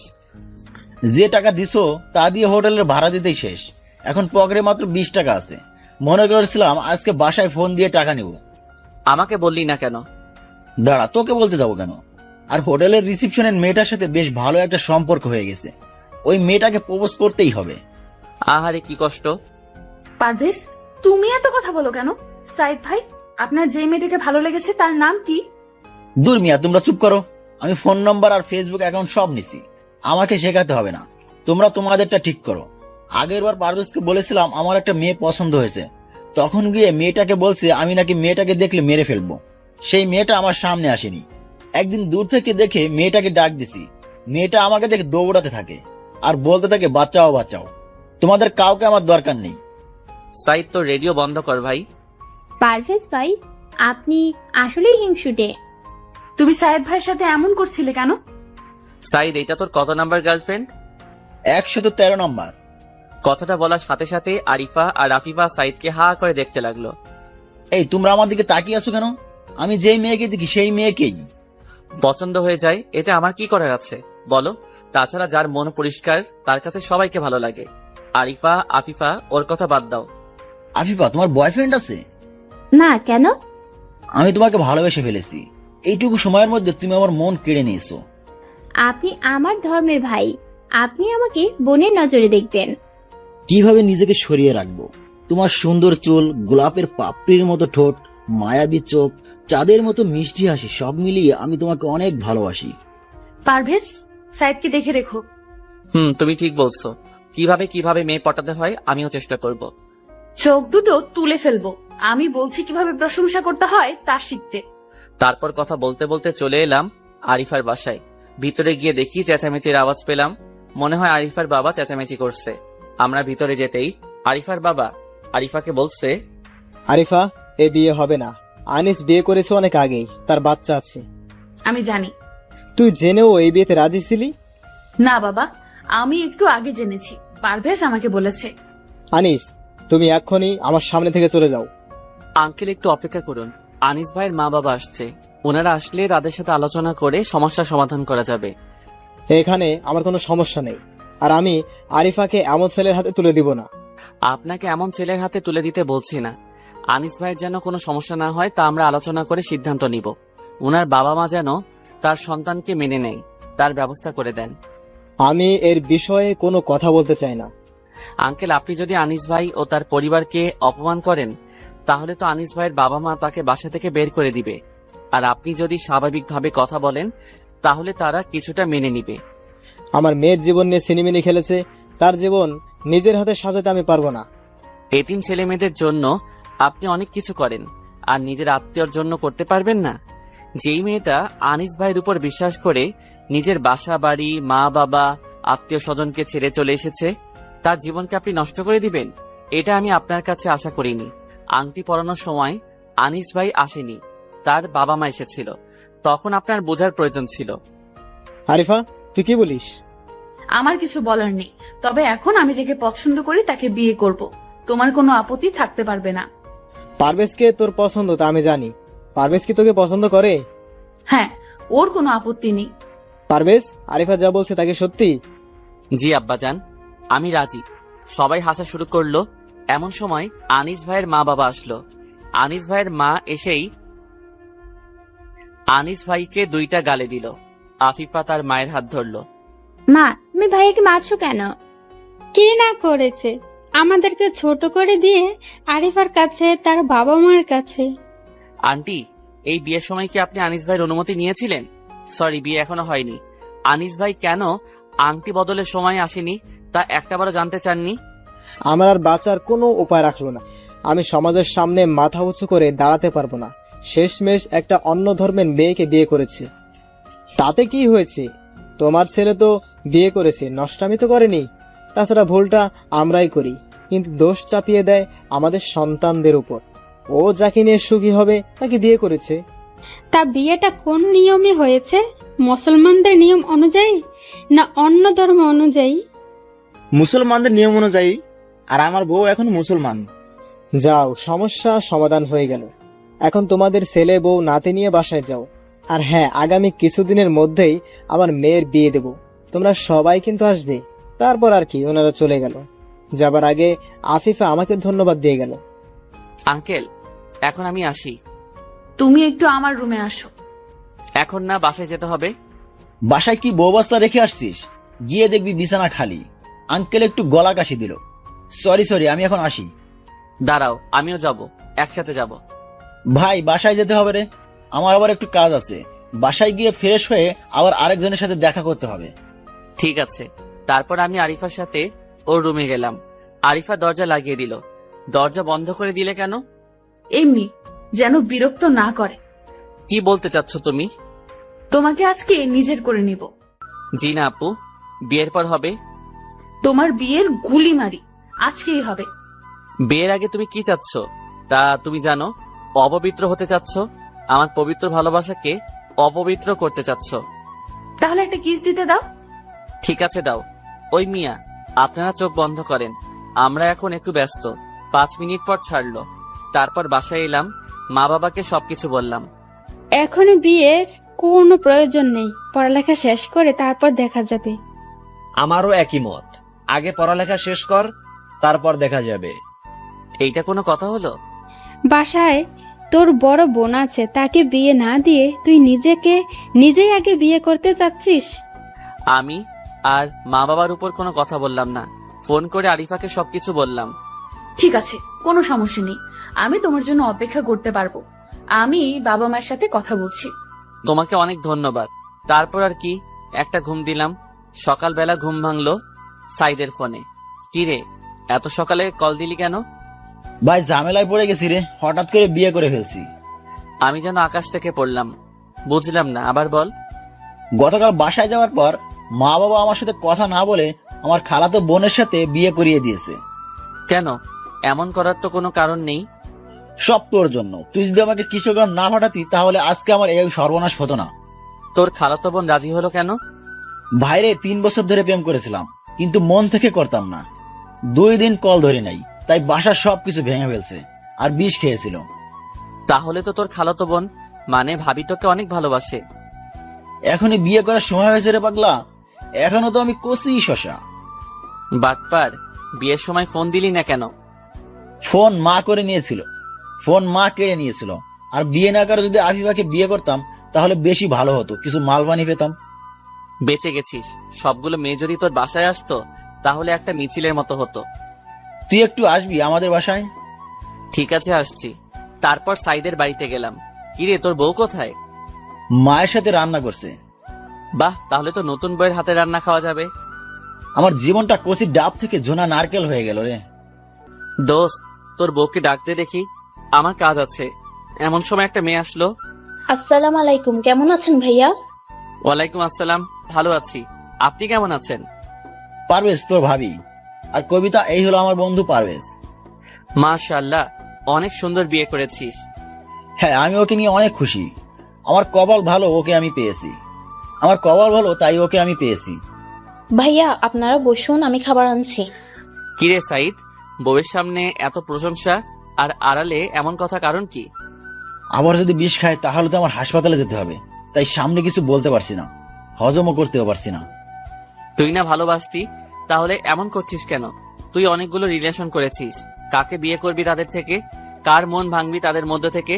তার চেয়ে অনেক ভালো হয়ে যে তোর বাবা মার পছন্দ আর তোর অনেকগুলো জিএফ এর মধ্যে একজনকে পেলি। মন খারাপ করিস না, খুশি থাক। আমি চলি, পরে আবার দেখা হবে। আমি কি ঠকেছি রে পারভেজ? মোটেও না, তুই সবাইকে ভালোবাসিস, কারো জন্য আজ পর্যন্ত নিজের শরীরের পশম পর্যন্ত ছিঁড়িসনি। তোর জন্য যেই মেয়ে বিষ খেতে পারে সে তোকে জীবনের চেয়েও বেশি ভালোবাসে। তুই অনেক লাকি। ঠিক কি বলেছিস, আজ থেকে কোনো মেয়ের দিকে তাকাবো না। তাহলে এখন আসি? নাস্তা করে যা, পরে আসবো। শোন, আগামী 2 দিন পর আমার বিয়ের বউ ভাত, তুই আসবি, আর আফিফা তোমরা 2 জন আসবে। তোরা 2 জন আমার প্রথম মেহমান। তোর বাসার সবাইকে আমি দাওয়াত দিব, কোনো চিন্তা করিস না। ঠিক আছে, কোনো সমস্যা নাই, এখন আসি। তারপর বাসায় চলে আসি। খাওয়া দাওয়া শেষ করে কলেজের দিকে রওনা দিলাম। তানিশা তো এখন একাই কলেজে যায়। আমি তো টোটো কোম্পানির ম্যানেজার হয়ে গেছি, তাই নিজেকে কলেজে গেলাম। কলেজে গিয়ে মনটা খারাপ হয়ে গেছে। নাই মিজান, নাই সাইদ, নাই, কি যে করি। এমন সময় রাব্বানী হোসেন হৃদয় আসলো। ঠিক আছে, কোনো সমস্যা নাই, এখন আসি। তারপর বাসায় চলে আসি। খাওয়া দাওয়া শেষ করে কলেজের দিকে রওনা দিলাম। তানিশা তো এখন একাই কলেজে যায়। আমি তো টোটো কোম্পানির ম্যানেজার হয়ে গেছি, তাই নিজেকে কলেজে গেলাম। কলেজে গিয়ে মনটা খারাপ হয়ে গেছে। নাই মিজান, নাই সাইদ, নাই, কি যে করি। এমন সময় রাব্বানী হোসেন হৃদয় আসলো। আমার 1 ক্লাস জুনিয়র। পারভেজ ভাই, একটা সমস্যায় পড়ছি। কি সমস্যা? আমি আপনার 1 ক্লাস জুনিয়রে কলেজে পড়াশোনা করি। আমার কাছে কি চাও? ভাই, আমার এক বন্ধু হাসপাতালে ভর্তি, আপনার ব্যাগটা একটু দরকার। আপনি যদি আমাকে নিয়ে যেতেন বা আপনার ব্যাগটা একটু দিতেন, বা আপনি যেতেন তাহলে আমার অনেক উপকার হইতো। আমার বাসা চিনো? না ভাই। তাহলে আমার বাইক পৌঁছে দিবে কিভাবে? ভাই, একটু গেলে বেশি ভালো হইতো। ঠিক আছে, চলো। তারপর রব্বানী হোসেনকে সাথে নিয়ে হাসপাতালে গেলাম। হাসপাতালে গিয়ে বললাম, আমি এখন আসি। তোমরা না মিয়া? আচ্ছা চলো। তারপর হাসপাতালে ভিতরে যাচ্ছি, এমন সময় পেছন থেকে কেউ একজন আমার কলার ধরে টান দিল। কোন শালারে? পিছনে তাকিয়ে দেখি আফিফা। শালারা দুলাভাই শালিদ বলেন। তুমি এখানে কেন? ভাবিকে সাথে নিয়ে আসছি চেক আপ করানোর জন্য। বাহ, এর মধ্যেই সবাই ভাবিকে নিজের করে নিলে। তা আনিস ভাই কোথায়?